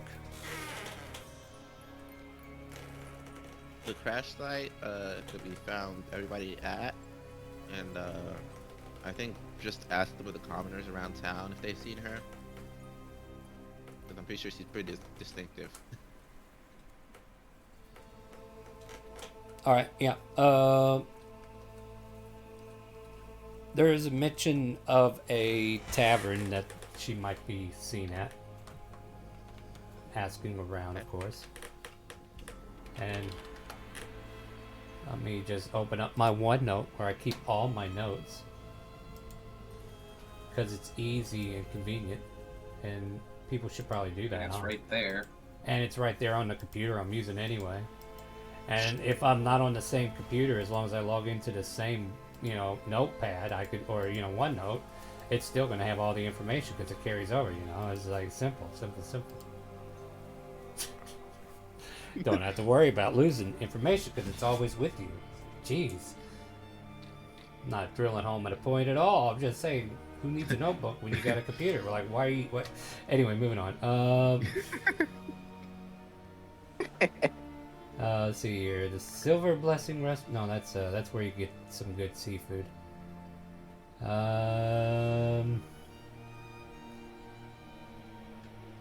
Oh, there's a cake shop in here. Did you guys know that? Probably you did. Yeah. Bangs and Things. Yeah, I was very original. I love it. Golden Lobster. We know all about that place. Adventurers Guild. That's here. Yeah, we'll just say, oh, the Golden Goblet. That's it. Golden Goblet. People keep saying that they seen her in that direction.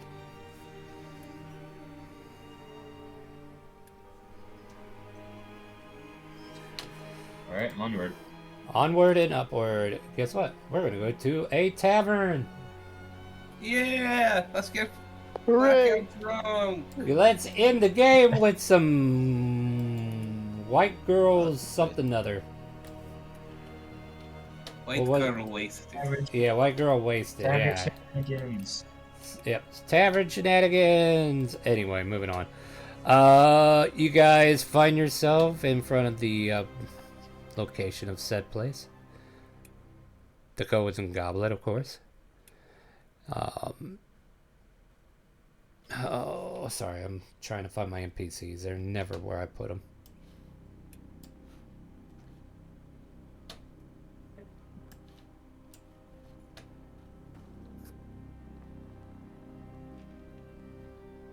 And okay, let me just ask. You go in, right? Yes. It'd be silly if you didn't, right? No, I stay out here and wait 20 minutes So, yeah, all Wait right. for So, them to come to me. yeah, that's right. I throw a rock at the You're window to bringing the make sure story they to come over. us. Yeah. Uh, I would definitely fuck around like that. That's why I'm not a good player. So as you guys enter into the location, off in the corner there, you see a lone figure, a young woman, black silk, blindfold over her eyes. Looks like her face is stained with tears, and she's just got her feet curled up underneath her. Like she's sitting in the chair where her feet are up there, propped up, like she's got her head resting in her knees, basically. And she hears the door open, and her gaze instantly goes towards where you guys are entering, almost like she was waiting for you to reach this point. Yeah, I forgot she was like a prophet. Seer. See you, yeah. Yep.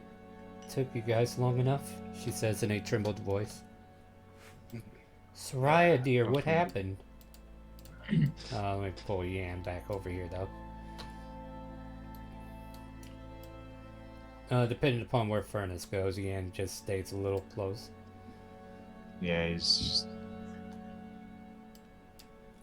gonna step back for now. Okay.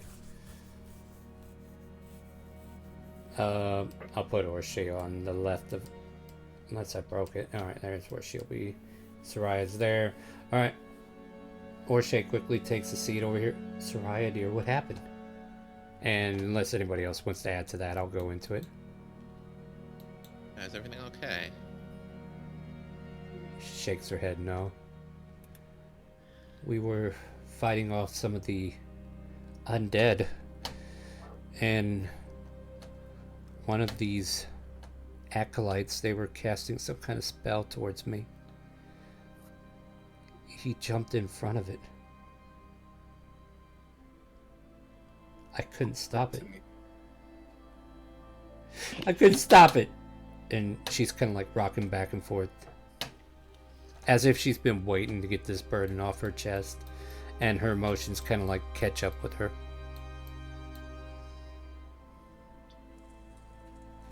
Oh. There, O'Shea says. There is a crying girl over there, so I'm gonna go over here, you know, where there's no crying girl. I'm gonna go back. You'll be me in high school. Yeah. Well, no. I was going to say I'm gonna go back towards Vander and ask, hey, is Soraya usually with this Vladimir guy? And yes, still the confusion, but at the same time, kind of distant realization is there, right? Orshi Yes. seems to be comforting. Yeah, go ahead. but yes, they are all but inseparable. Oh, They were kind of dating. Oh no.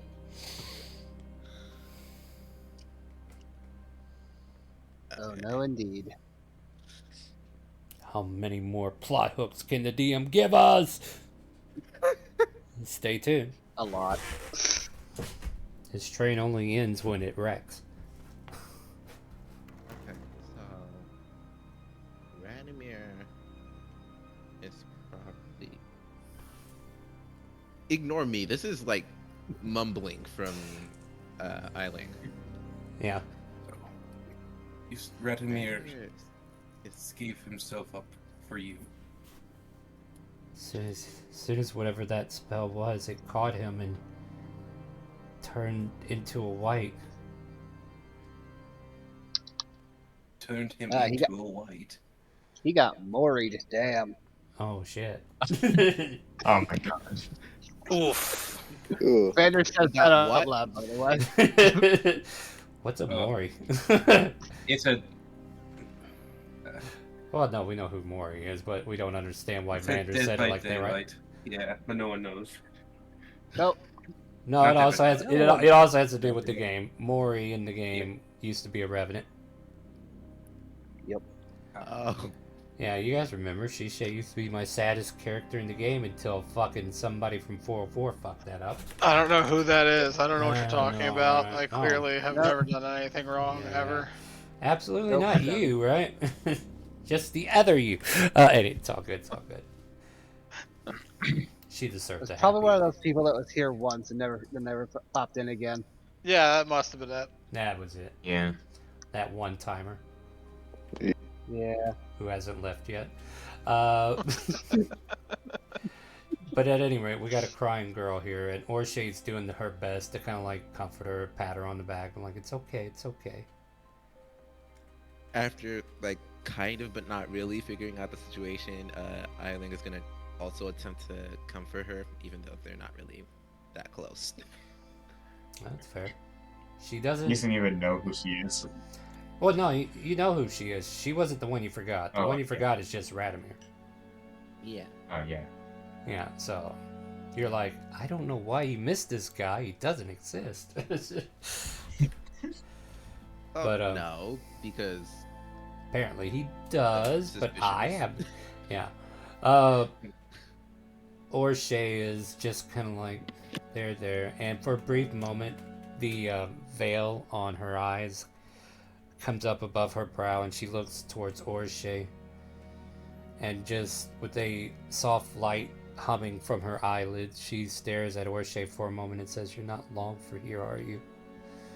You too will fade away from the fate that has to come." I'm sorry, what was that, Soraya? And she looks away and closes the veil back over her eyes just so that she doesn't do that again. Nothing, ignore that.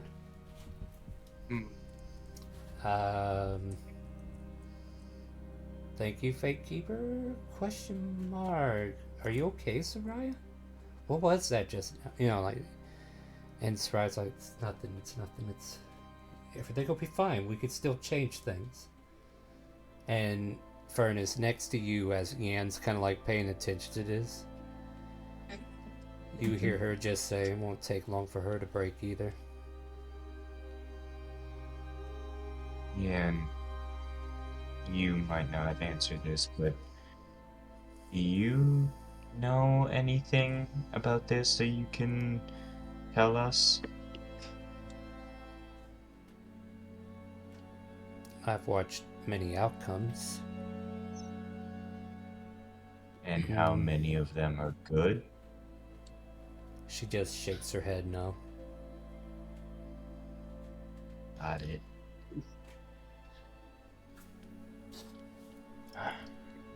Alright, thank you. Ooh, You know there's what? so much suspense here. Yeah, what do you got? Sorry. Damien is going to pull out the Vizier card and just place it on the table. It shimmers there before you, and you can feel the connection between me, the DM, or the god of this world, perhaps, the overlord of the world, who knows, and the card itself seeming to linger for a question to be asked of it. He does not use the card yet. He's just going to say, I have this card, which can grant me one answer. Kind of similar to your abilities, Uriah. But it will also give me the information I need in order to work with it. You said that Orshay is not long for this place. She just shakes her It's really- head and says, it's not my place to say, it's not my place to say. Don't press her. We could also ask if there's a way to bring back Radomir and protect Orshay. I mean, I don't really need protecting. I'm fine, guys, I promise. I'm not going anywhere, she says, just laughing gently. The future, the ones who can see the future are often the ones who can't interfere with it. But we sh- we could use this. There's like a unspoken rule from the NPCs coming toward you saying we are not allowed to influence you in any way to use that card. Mm-hmm. So basically, you're gonna have to figure out what you're gonna say. All right.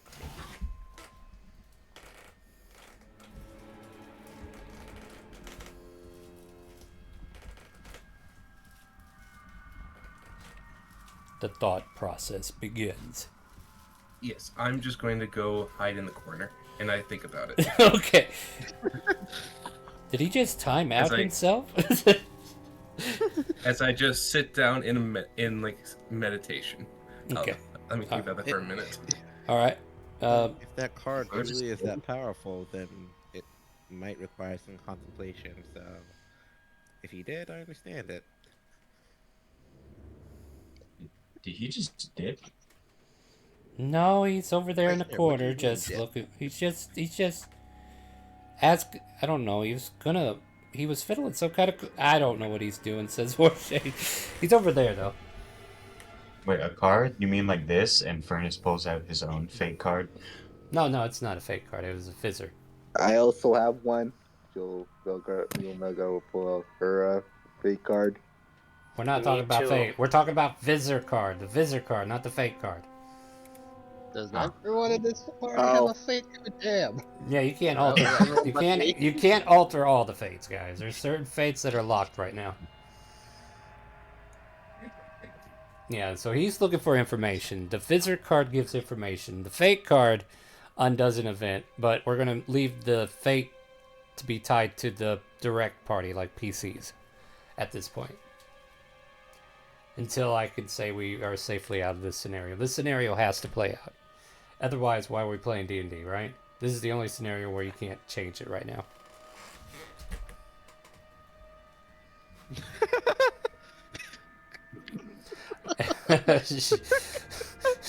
Are you guys trying to form Zodia? What's going on here? I have all 5 pieces now. Wait, no, you don't. You only have 3.5. I also have a fate card. Oh, 4.5. Alright, well, anyways, what are you guys actually doing right now? Get back in the game.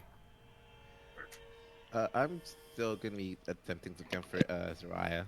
Yeah, that's done. I just wanted to see if anybody's actually going to use a card of something that can actually do something at the moment. Or wait on Damien to come up with something. Putting a lot of pressure on Yeah, Damien to Damien. hurry up.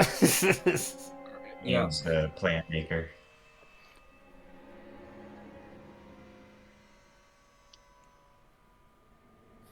While he's doing, contemplating. I'm gonna step outside and cause some chaos.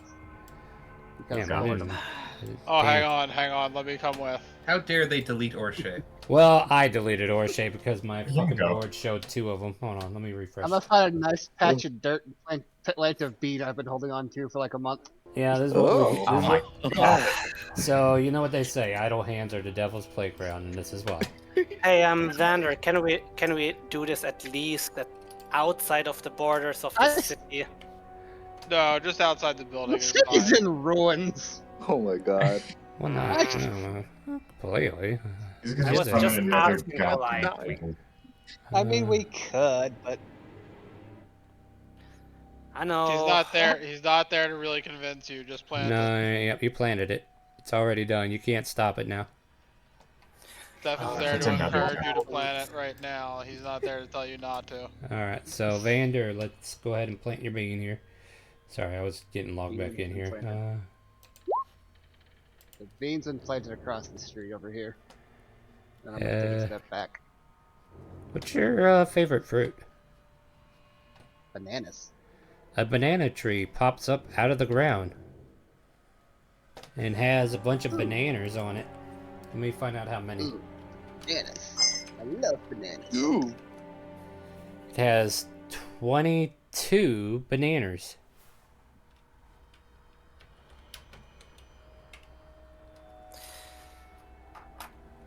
Well, He waits for a minute to see if the bananas explode. Well, tell me if you get something like a food poisoning. You're not there. Yeah, you're not there. Shut the fuck up. Vander's gonna go pick the bananas. Stefan will wait to make sure that nothing explodes when he starts picking bananas, and then go assist picking bananas. You're capable of picking all 22 of them. Vander's gonna eat one and offer one to Stefan. Alright. Stefan will wait and see what happens to Vander. Let me see here. What's the percentage on this? Just roll me a D100.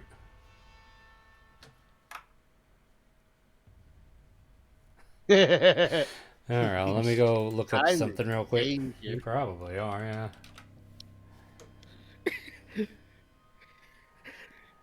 yeah. I mean, this banana, it goes down really well. Like, you're like, delicious. I need to make a Constitution saving throw. Ooh. 20. Oh, okay. You take, what is that, halved? Oh. 18? Yeah, 18. 18 points of poison damage as purple goo starts to dribble from your lips where, you know, like you start to finish this banana that is poisonous and then that goo just starts to come out of the corner of your lips. I mean, And got some food poisoning. And got some food poisoning. Well, you're not there. How much of a fruit do you have to eat to realize it's poisonous? The whole thing. He ate the Stefan whole... looks at Vander and just puts the banana in his pocket. Ew. I'll put it to you this way, Vander. It was a 1 in 22 chance, basically, to pick the one that was bad. Yeah. And I think that 13% was pretty much on par. So, I mean, unknowingly, everybody else will be fine, but you got the bad one out of the way. But nobody else knows that, and you're like, you guys gotta like watch him barf a little. Have That some was a bad banana. He says as he eats another one. Okay, roll me. I watch very closely to see what happens with the next one. Roll me. Just roll a d20. Alright. 18. It's a banana. That's a proper banana. They're not all bad, it was just the one. Magical fruit tree. They're probably at least one that was super poisonous, maybe 3, who knows.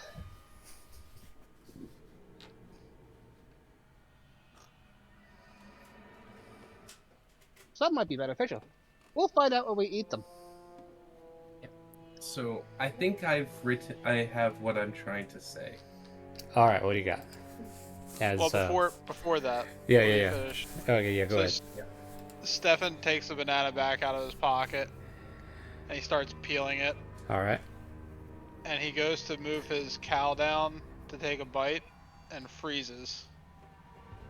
And then he turns and stares at Vander and says, "Per the tenets of my faith, I am not permitted to eat in front of others." And then puts the banana back in his pocket. Vander like leaves as he says that. Roll an insight for me, Vander. Yeah, okay. 13. Something was very weird about what Stefan just did, but you're not sure what. I mean, he thought that anyway. No, like, not that he was being weird, but something about the way he did it was wrong. Yeah. It's not a person. How dare. Anyway, all right, Damien's ready to make his reveal, right? What we got? Yes.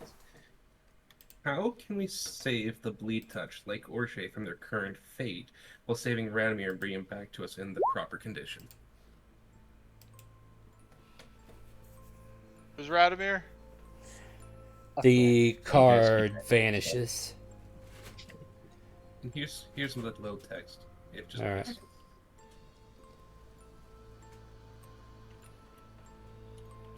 The vision that Soraya was given was misinterpreted. Orche is going to be returning to her proper timeline due to events not of this time. For if she doesn't return, the future cannot be. As far as Radomir goes, he's only been taken as was predicted. Yet he can still be saved. Whenever a bleed opens, the opportunity to make a rescue will present itself. Anytime a bleed opens and your party is there, the anchor that is needed to bring you to the situation requiring you to rescue Radomir will always be with you. Because you are the anchor. The one who sent you here for a reason. Because you are all the anchor that was needed from the past, from the other timelines, from wherever. You were the group that was chosen by the Lich. You were the ones that were chosen to be the anchor to stop the times from swaying so heavily. You are the reason that Yan was able to return. For you are all the anchor.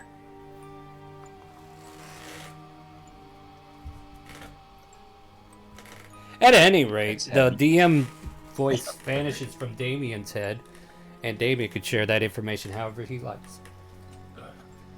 He stands up and walks back to Orche. She gives you a glance like, so, get in touch with anybody? Yes. Cool. Well, Soraya is partially correct. You will be disappearing from this time and being sent back. I mean, that doesn't sound too bad, right, Soraya? That doesn't sound bad at all, does it? Soraya seems to be lost in her own thoughts right now. She doesn't reject what you're saying or anything, but she just kind of like sits there like she's trying to rethink what she said earlier and seeing if those words were actually what she meant to say and not just something that was said. But she's like, you know what, it was cryptic anyway, right? So obviously there's a possibility that we're overthinking it, right, Soraya? Perhaps, she says to her, and right. Yeah, that's not bad. I mean, I did. Not bad. Yeah, I don't. Look, it was because of some sort of ritual that's being done. That'll bring you back. I mean, I mean, I'm gonna have to go back eventually, right? Maybe. So what about this Radomir guy? So, Zura, good news. Yeah? If we ever come across another one of those bleed portal things that appeared when Yan came through, there's a chance for us to bring back Radomir.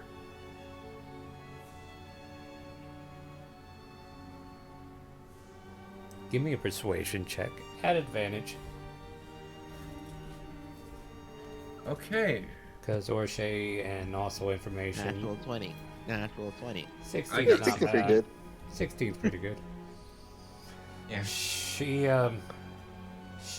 coughs for a minute and tries to straighten herself and tries to offer up a smile. You can tell she's still kind of hurt though, because the drama of how it happened still lingers. But she says, "Right, there's a chance we could do something." Of course. Well, yes. I'm okay now.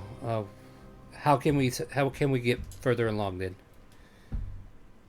I do not know, but what I remember is we personally, the us misfits have to be there personally for it to happen.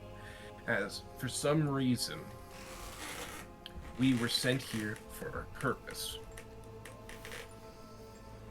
and summoned here.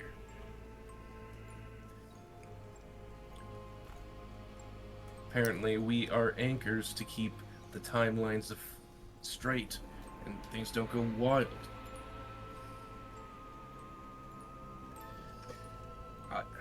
I don't know what that truly means for all of us, but what I do know is that we have something great we must do, and we have the power to do it.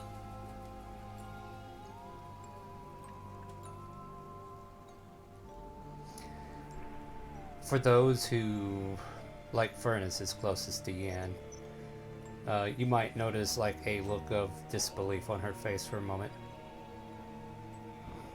Just sort of nudges her, just, you good?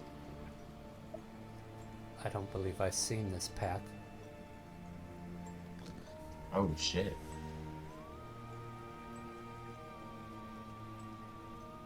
As far as Soraya goes, she's like, well, as long as we're all together, we can go save them then. I do believe that is correct, though. We all know how dangerous the bleed is. But we would have the power to deal with it in final. And go in there, save Radomir.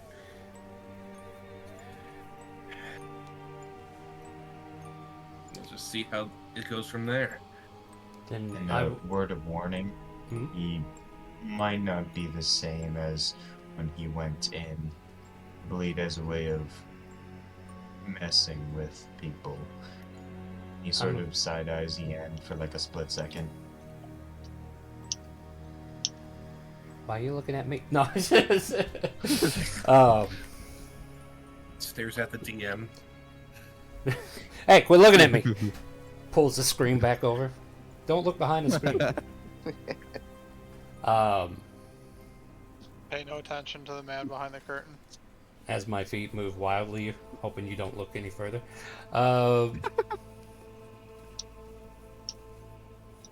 Yan is...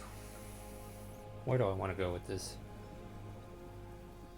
Soraya steals herself, and she stands up as if she's ready for action right now. Like she's ready to go into the pits of hell to get her boy back.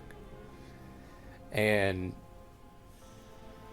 she says aloud to you, is like, I will steel myself to the point that if you misfits ever get caught out, I will bring you back to whatever brink we need to be at so that we could save him.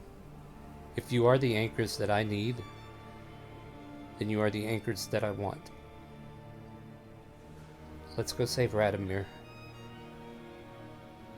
Yeah, do we know how to hunt down, like, bleed portals? Or are we just gonna kind of wander around for a while? Hold on, give me a sec. Furnace just closes his eyes, and he tries to do that, Nobody believes you, Furnace. I was asking the people that know what they're talking about. Okay. Well, no. We do not. We don't. However, the merchant from earlier did mention a wizard and a bunch of unusual spell components in Marcella. What about Yan? You know a lot of stuff about the bleed. I don't think even if she knew, I don't think she can tell us. Yeah, it's kind of a whole thing. There's only certain stuff she can tell us. I will. She knew a lot of stuff before she went into there. Her family studies it.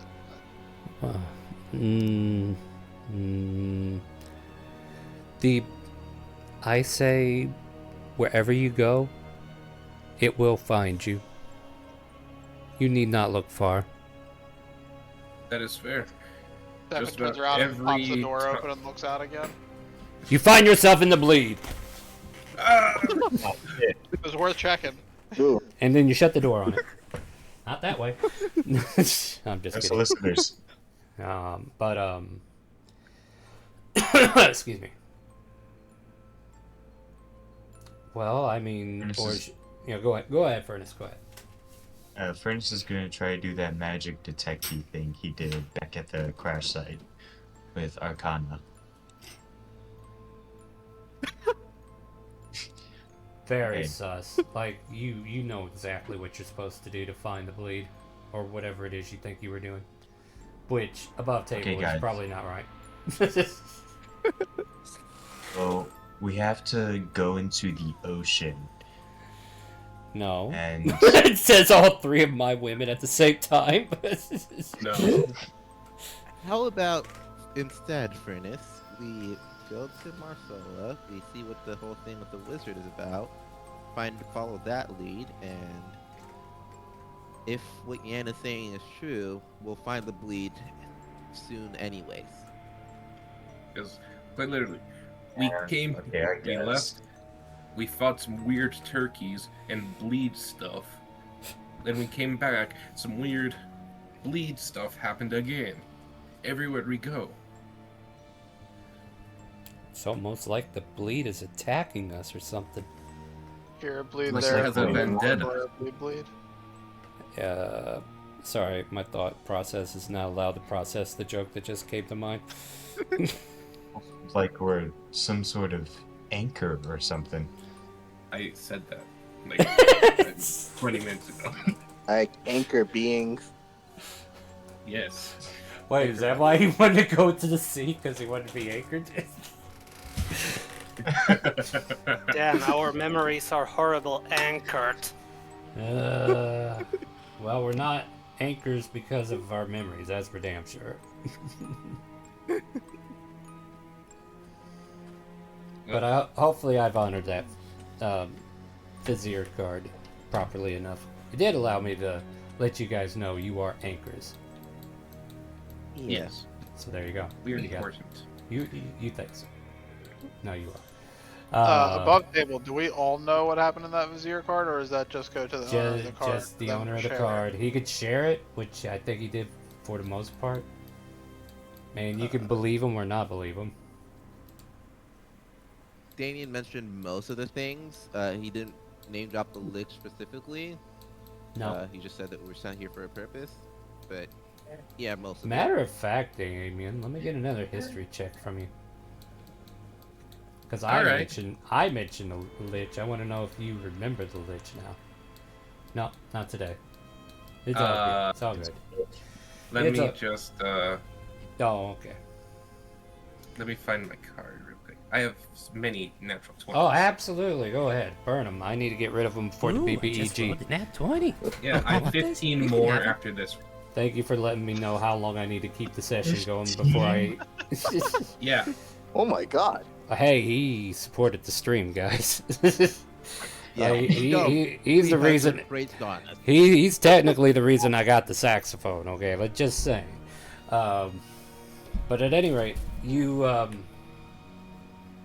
there was this vision where you remember being pulled into the mist, and I don't know if you had a character in Ivanir. I can't remember if you were before No, or after this that. is my first Yeah. game.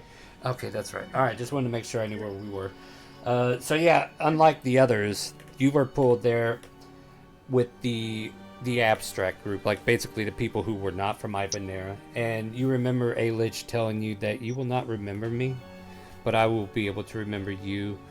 You have a choice, and I need aid. I need to fix that which is broken. I need to save the lives of those that are affected. And you silently agreed, well, maybe not silently, but however you decided to take his words, you agreed to help.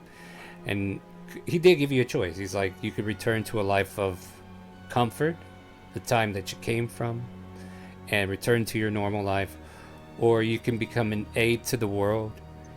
You may never be remembered, but you will not be forgotten by those who are knowing of it, like myself, basically. Like the Lich is definitely saying you won't be remembered by the world, but you will be doing the world a service.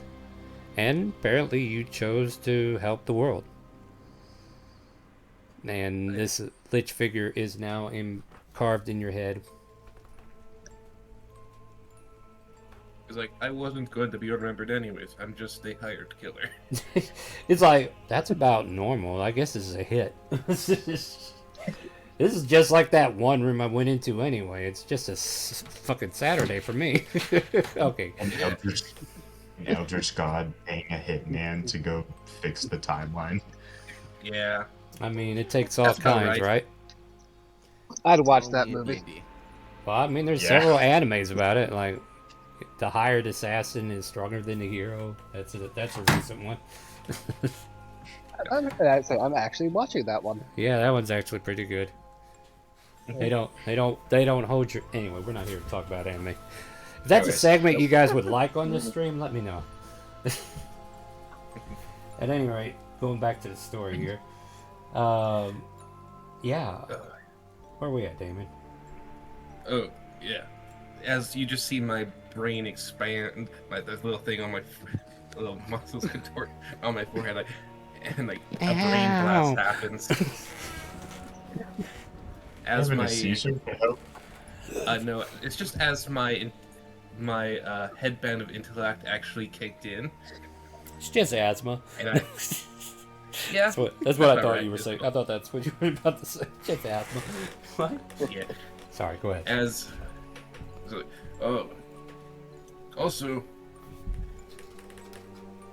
I think we were all summoned here by a lich. A very nice one. Yeah. A what? A lich. Vander hears Lich and just pulls out his hammer. I was Stefan gonna hides say, behind Vander. you guys Also, can make a did I history check. I roll a history check on that? Ivanera and thing. those who would have been summoned by the Lich, yes.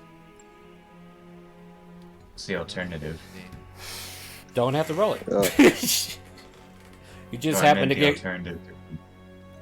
Summoned by the Lich. Good roll. Yeah, you just don't have to roll it. You're- Like, if you're Did alter. someone need an advantage? Here Like, you go. I don't think it's gonna matter. A lot of people aren't remembering shit anyway. Alright, whoever. Vander, go for it. Hey, there you go. Oh. Justified. Anybody else? You know what? Let me use a cookie cluster advantage. It's not getting to 40 Yeah, anyway. might as well. Hey. How are you not Wallace. getting to 40? I have 2. Wallace got 25. Grab that. Me. And Yay! Part of the course. 2 points higher. Well, the problem is that channel points always rose low. Anyway, yeah, those who obviously rode higher than 10. Not very many, according to what I'm looking at here. But, you know, definitely the 20s. Definitely hit it. You have that same vision, like I told Damien. And if you're from the Ivanera era, you would have the extra context that came with it, of course. But I don't think anybody that hit actually is from Ivanera. No. Wallace although, is, right? Wallace is a whole different character. He wasn't with us in Ivanera, I don't think. He just recently came back. I was specifically looking for Vander's memory of a particular lich. Yeah, I And think that. what Vander knows what. Yeah, so that access of information is now available to Vander. Vander's like, opens his eyes like, right, Felix. Like under his breath. How do you spell the lich's name again? I never gave it. Oh. I didn't give it. Alright. Nope. And unless you want to roll perception to hear Vander whispered under his breath, then. Sure. Alright, I'm gonna roll a stealth for whispering. Loudly you whisper out, Felix. Right, Felix. Why did you say it like that, Felix? I feel like he owes you money. I mean, he owes someone money. It's like that Or one something. Moon Knight panel where it's like, Dracula, where's my money, you big nerd? Yeah. Oh, all right. Yeah. The cat is. All the cats are getting out of the bag tonight. Yeah. With this, no, we could. Let's go find that wizard, and talk to him about his weird purchases. Weird purchase history. Yeah. So to Marsola. To We were going to head Marsola. there. We were going to To head there anyways. That's Marsola. where the necromancer was Marsola. headed. Anyone want a banana that may or may not be poisonous and or magical? Fuck it, yeah. You know what, Vander? Furnace. Sure. I'll try one. Just tell me if Alright. you got food poisoning. All right, what are we doing here? How many people are having a banana? I'm a munch on takes the nanner. Me, Furnace, 4. Anyone? Yeah, Neil Mel How many are left? Let's see. The 20? 2 I ate. And one that The Stefan's one- holding. 19. So there's 19. 19 of them. All right. First person who wants to roll. Me. Do it. I will munch. 1d19. Okay. 1d19. Okay. Yeah, and there should be. Okay. /R, right? Yeah, slash. Well, just the one person because the number's going to go down. All right, something special happens to you. I'll get to you in a minute. Also, wouldn't I- you have got Furnace, considering Vander said it was potentially poisoned? Poisonous and or magical, yes. All right, you guys watch. As soon as he finishes the banana, he just disappears. Oh. You're still there, that was Damien. magical. You're still there, Damien, but they don't see you anymore. Yeah. Well, that Is one it was there? magic. All right, who's next? 1d18 now. Did he just eat Furnace a banana goes. with plane shift? Just goes, fuck it, I'll bite, and takes one. Nothing. Just a regular banana for you.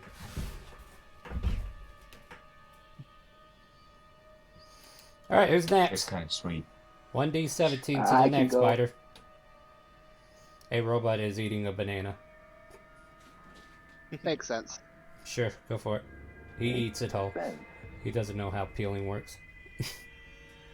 It's a regular banana, but you have to actually eat it to eat it. But you know, it's fine. I'm using my exhaustion ports.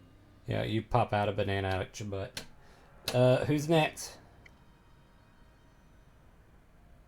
It's a banana. Yeah, I remember how this went last time for me. You guys have fun. You don't want a banana? No, man. last time I had one of those stupid things that got like 21, like a whole, like I almost died. None of you noticed. I picked myself up. It was okay, but yeah, the toilet later was very bad. I almost died. Dude, it wouldn't be a party if no one died. Orshay and Soraya, they will both take one. And yeah, random shit happens.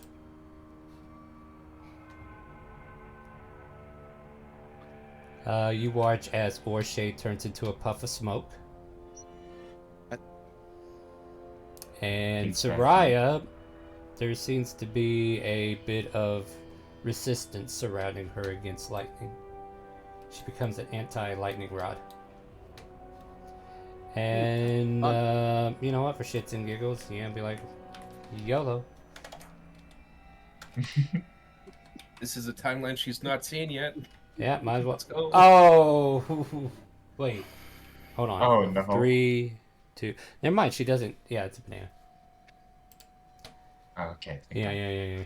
There's only one special one left. She disappears again. How am I going to explain this to her family?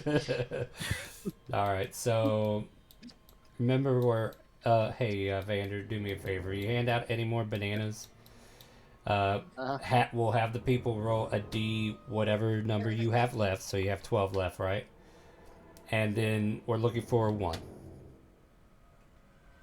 because there's only one special banana left.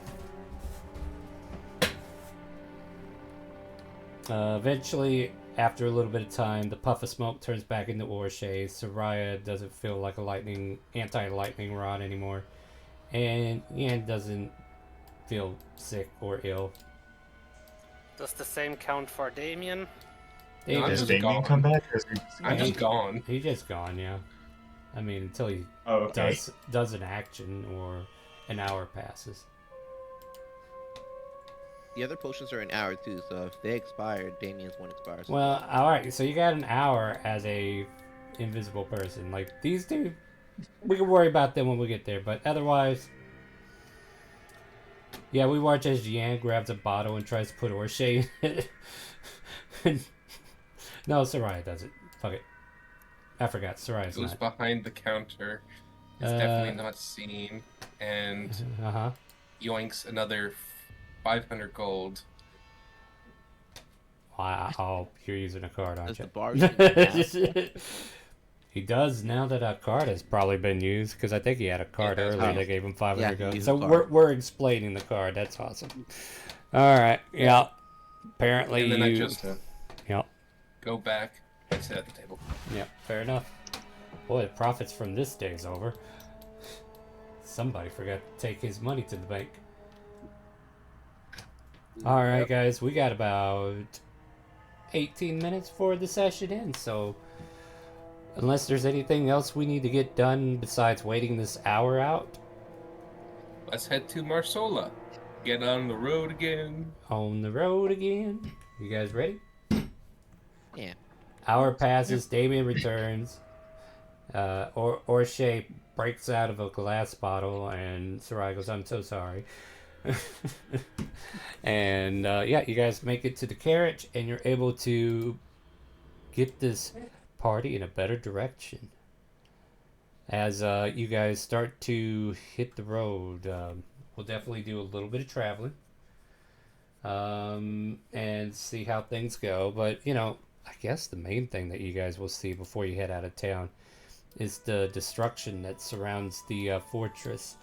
You do travel north out of Jillian Cove because it's the only way to travel out of Jillian Cove unless you follow the coastline east or west.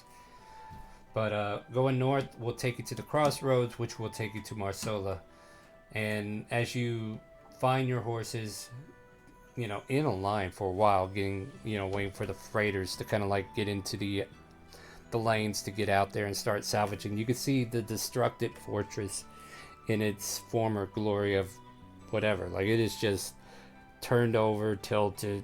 Buildings that were standing tall and proud are now in shambles with rubble spread all throughout.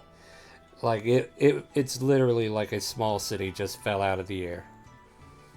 And there are definitely refuge being picked up, rubble being put into crates or the carriages.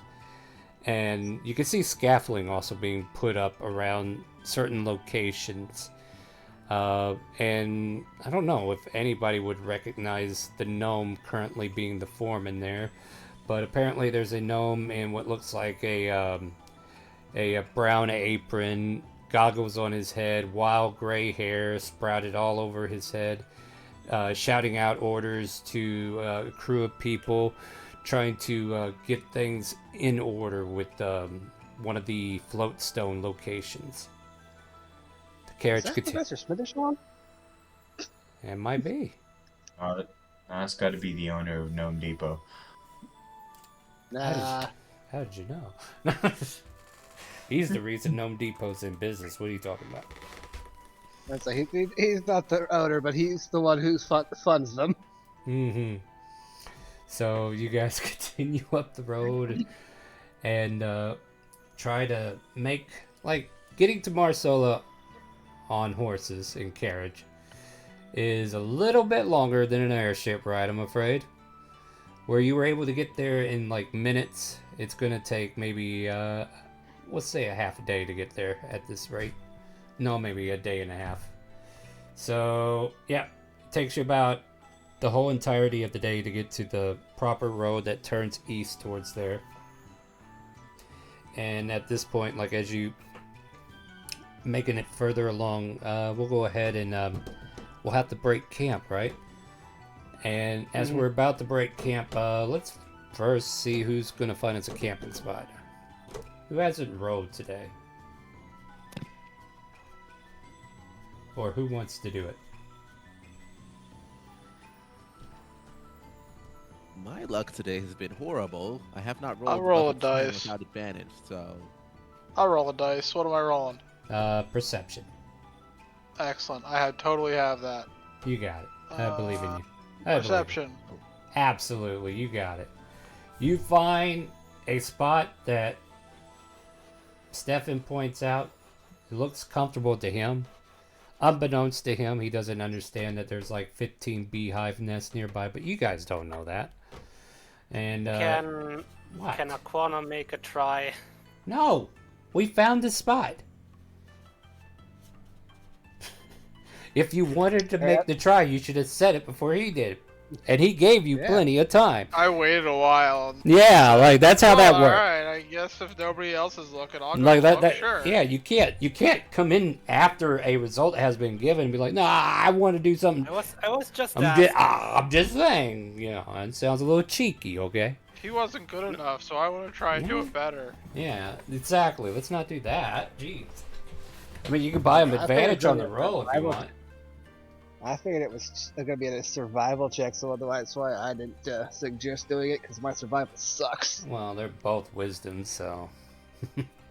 Yeah, but I have proficiency in perception, so it doesn't suck as bad. Well, I didn't tell you what it was And going to be. I remember I have a centaur Yeah. shield for it. Well, don't care, didn't ask. Nope, it happened. No, I'm just telling him he should have said something before anybody else, because I left that door wide open.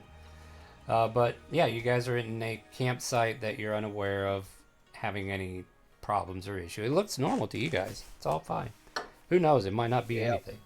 So as camp is setting up for the night, I actually let you guys have 3 NPCs now. Isn't that nice of me? Yes. Yeah. Yeah. The only 3 NPCs that are available right now.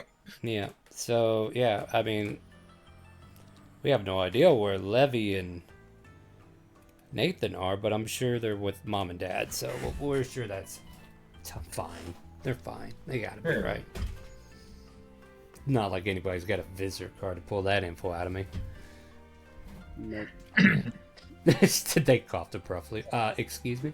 No, but you don't have to burn it right now. Just chill. So, campsite. I guess I gotta find this campsite. I'm just trying to kill these last 10 minutes, because, you know,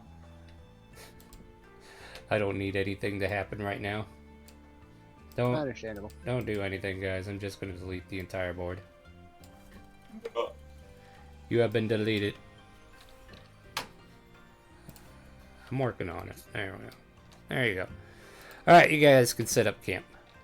There's a take C and this guy. Oh, hold on. Jeez. Picky.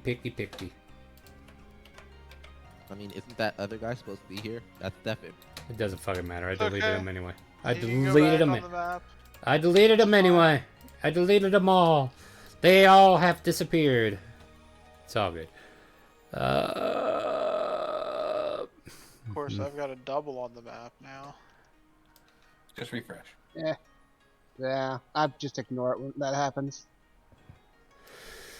There we go. All 3 of these girls are together. Ain't that great? Yeah. Good for them. Yeah.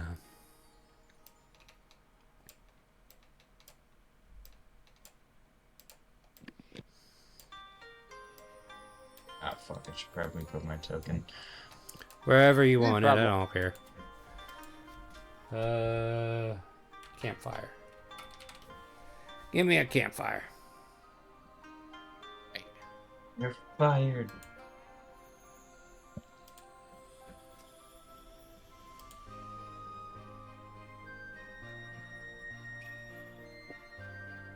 Wait, what? What does that do? It's raining. Hey, ain't that cool? Sorry, I found some animated stuff that caught my eye. It'll be a wet night, folks. Yeah, might be. Who knows? There's you a normal campfire for now.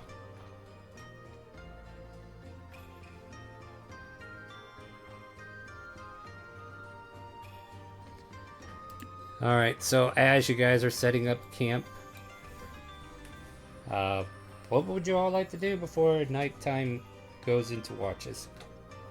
Stefan walks away from everybody else so that nobody can see him.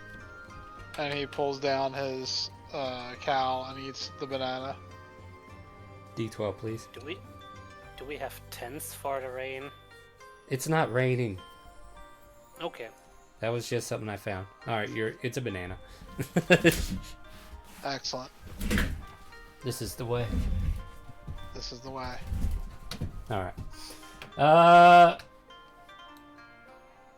My stalling's not going to get much further, but yeah, last chance to get some things done before we end the stream. We'll do watch next week. We'll see who's all here for the watch. Because who knows? That Banner's might be going to ask if anyone wants a final banana, or he's turning them all into pancakes. I'll take one more. Alright, he passes one to Stefan, and then gives everyone another minute for As I'm the trying rest to of the pancakes. return to a list. Stefan walks away from everybody else to eat the banana again. D11. No, it's going to be a 12, wouldn't it? Because No, he took one already. out before. No, rolled a 12. I didn't. Yeah, it doesn't count until they eat it. Yeah, he had that one banana. Yeah, but we started Alright. with 19, which Oh would have well. taken out hitting one he already had. Yeah, it's alright. Oh, that's true. That's fair. That's fair. That's right. Well, don't worry. He didn't roll low enough. He would have to get a natural one on those roll. Well, I'll tell you what. Reroll a D12. We'll just do one reroll. All right. Yeah, you're good. You're good. Yeah, he got. So now you're down to 11 now, right? Yep. Yep. With the last 11 advantage, turning them into pancakes. All right, guys. You missed out on your banana chance. That's fine with me. Any other last minute shenanigans? Does everybody who eats the pancakes have to roll a d11? Yep. Well, it'll go down one at a time until we see what hits. One last time, French is just gonna turn to Ian and just be like, hey, so, you okay for the most part? Yeah, she tries to perk up a bit, you know, like, I'm fine now. It's just, I'm back finally, right? Mm-hmm. It's just, for us, it felt like, I don't know, maybe an hour or two, but the way you describe it, you make it sound like centuries, eternity even. Well, I've had to watch many things happen. Hundreds of times, it seems. Yet so quiet each time you... And she stops.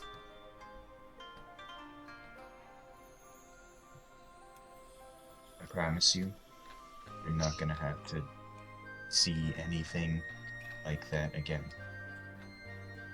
I'm not going anywhere. I'm not going to die.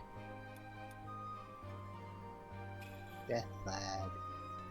This conversation happening right out in front of everybody. It's a bit to the side, but yeah, if you want to listen in, you can.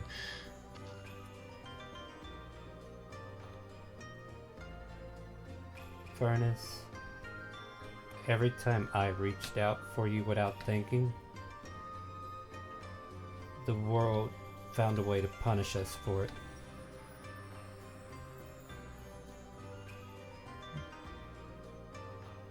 Honestly, it feels like the world just punishes us for anything at this point. But all we can do is just keep going forward, I guess. Yeah, I guess. She gives you a shaky laugh. Why don't you get some rest for now? Yeah. long day.